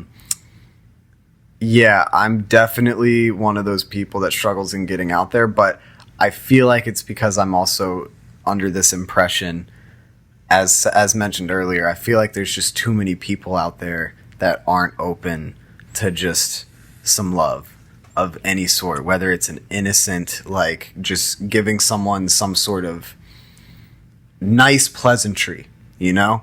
Oh, that's right. So you don't want to roll up on anybody, and like you said, they're looking at you like, "Well, what the fuck is this dude talking to me for?" Yeah, like why is he trying to fucking talk to me about like what I'm drinking, or like, you know, like how's it going? How's my night going? Well, I feel like you did.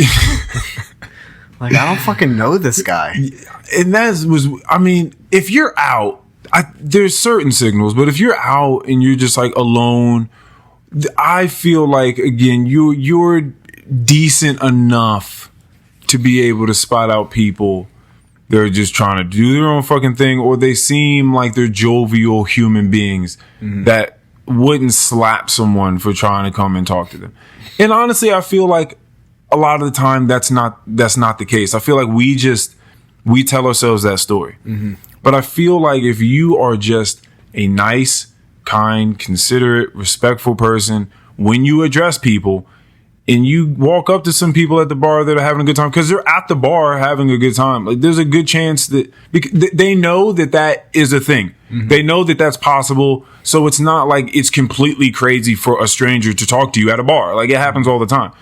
It's just how do you go about it? But I think that it can be easily infiltrated. It's so foreign because everyone that I've ever become friends with, really known outside of an acquaintance, has been through school or work. You know, like I can't really think of anybody that I actively hang out with or that I hung out with for an extended period of time that I didn't meet from school or work. So that's where it's intimidating to me, is like how does that relationship develop when you are literally trying to go out somewhere in a public place and build a relationship with someone from scratch, from literally the ground up? You don't know what they're in common you have unless you meet them at a bar. Oh, we both like this bar. You want to use that. That's why I didn't like the club. Because the club does not allow for real conversation. But bars and lounges where just like music is minimal. Maybe there's a fucking jukebox. How old am I? There's like some sort of music playing from somewhere at a club, in the lounge. Who the fuck knows? Either way, you can speak. and you can break those boundaries and you can find enough things out about one another to see what the next thing might be, like what the next connection is, and then you build that bridge, and then so you're not just be like, all right, well, I guess I'll see you again here next week. Yeah, like that's the weird thing, because like it's going and having like a single interaction with someone, and like it's like, okay, well, all right, bye now. I may never see you ever again.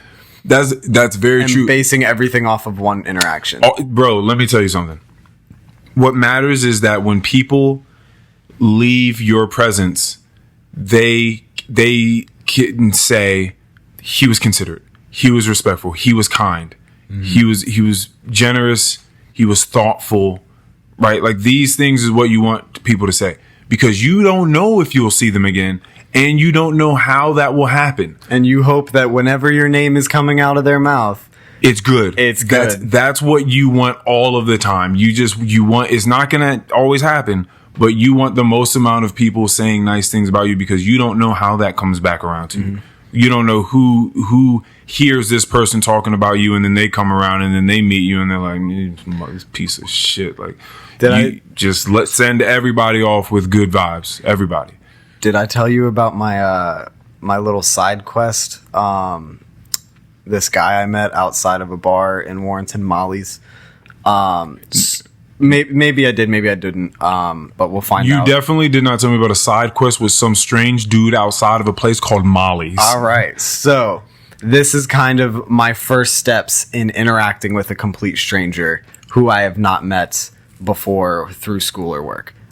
So I was out at Molly's, which is like the bar that a lot of the old drunks go to in Warrenton. It's the old reliable. Gotcha. The Irish pub. Yeah. Their chicken tenders are fire, though. It's got some roots there. Oh, for sure. Just like that slave block. Yo. Anyway, continue. So I was actually there with a couple friends from high school, grabbing some drinks, catching up with them. And towards the end of the evening, it was like right before we were about to go. I think we had paid our bill. And this guy comes over from the bar, and he's just like, hey, like, do any of you guys know where to get grass around here? And he's like I'm usually up in DC, but like I'm gonna be down here for like the next couple days or something. I don't know. I think he works at like a winery, from what I learned. But I was like, well, shoot, I might have some. How much do you need? And he was like, I just need enough to roll a big old blunt and go to sleep. Oh shit! Yeah. He was trying to get away from life. Yeah. But so we were about to walk out, and I was like, all right, yeah, like I'm about to walk to my car. It's like 11:30, and I'm just like, but like in that moment, I was like, you know what? Like, fuck it. We'll see where this goes. I had plans for the rest of my evening. I was going to be going somewhere and hanging out with someone. Or so you hoped. Well, I still ended up doing it afterwards. But I was like, you know what? We'll see where this takes us. We'll just see what happens here. And so I give him the weed, and he's like, all right, I sold it to him, and he was like, oh, well, do you want to smoke this with me? And I was like, buddy just paid me to. Yeah, sure, I'm down. And so, like, we migrated, I think, from my car to his car, and just sat there chatting for like 2 or 3 hours. Okay. Yeah, like, it was weird. There were a couple times where, like, the conversation kind of got a little shaky. The frequencies maybe overlapped instead of moved in sync. Yeah. But just chatted up with this dude. I doubt I will ever meet him again. But it was like but if he ever pulls up in some place going crazy and he sees you, he'll be like, you get out of here.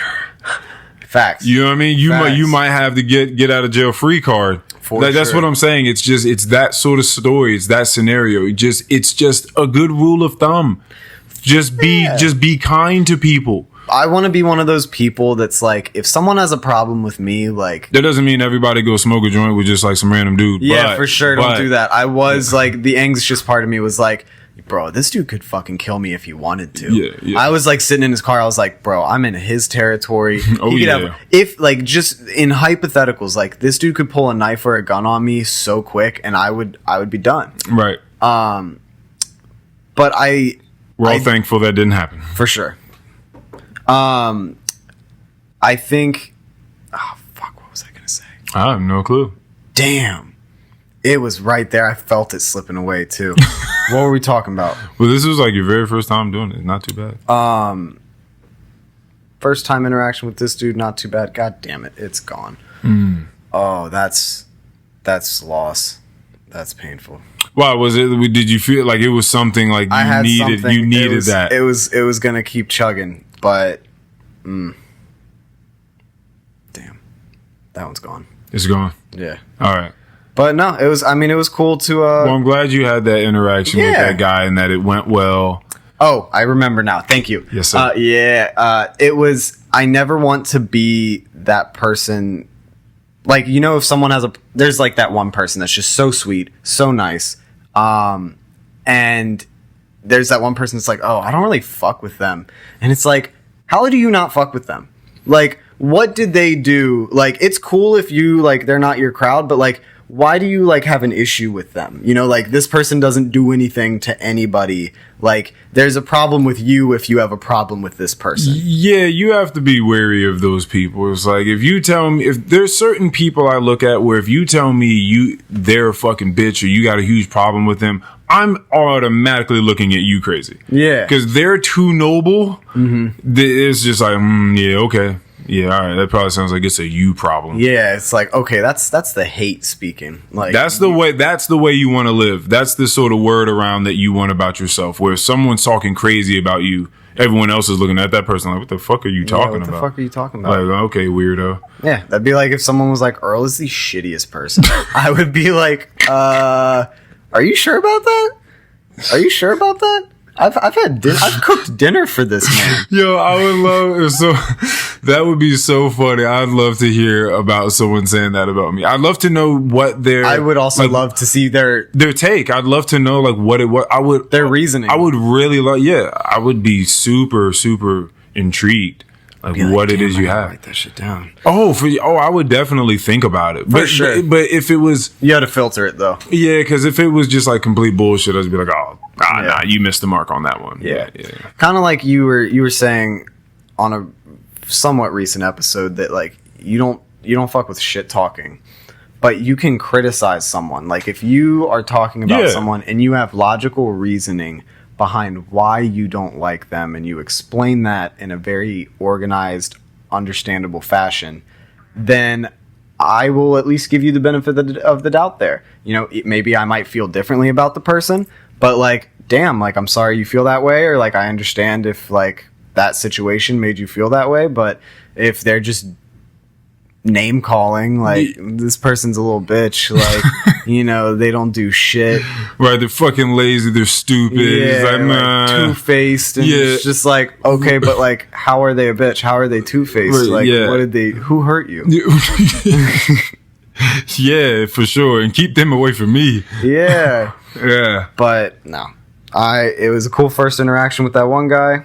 Maybe I'll get better at it in Nashville. Maybe, and I hope so. And I'm glad that you were able to come do this for me. So shake my hand.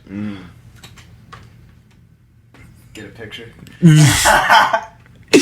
Thank you for coming to do this with me. You know what we do at the end, sir. Something about some final suggestions. Or Some final suggestions. You're fucking whack. Another thing that I also used to do with my ex-girlfriend is we had something called a suggestion box. And we decorated it. It was real cool. You know, flapped it open. We would just like come up with like wacky ideas and shit to do. And we would just like write on it, fold it up, throw it in there. I think like once a week or once every 2 weeks, we just go in there and pick something out and just like made sure that we did that thing. So that's pretty cool. I had nothing to do with anything. Do you have some last words? You know, just do nice things for people. I like it. You know, spread the love. Don't be afraid to love people. You know, the reason that people hurt so much from relationships or instances where their love maybe doesn't feel reciprocated or some sort, it's because you loved them so much. And the only reason you can hate someone, as we talked about the other day, hate stems from love. And at the end of the day, it's better to love someone and to have loved and to love no more than to have never loved at all. I'll stop stuttering over myself. I think that's a good place to end. It does come from the same place, which we did speak about, and it's just the amount of emotional investment you're willing to give something, right? So if you have the capacity for hate, you have the capacity for love. So you can channel it differently. Like you can turn something that you disliked or you would have thought you would have never given your time to or cared for, and that can actually turn into something that you love. You can make that change. That is pretty crazy. But that is an option. Yeah. I will. Final words. I'll live in a sense where no matter how much you hate someone now or dislike them, don't regret having loved that person for however long that was. Keep spreading your love, and that's where I send my final input. Yeah, that was good enough for the both of us. I don't even want to follow that up. Good job, Nick, and thank you for coming here. Thank you. To episode 128 of the Any Last Words pod, man. Thank you. I'm glad we're able to do this. Appreciate you. Peace, everybody. Peace.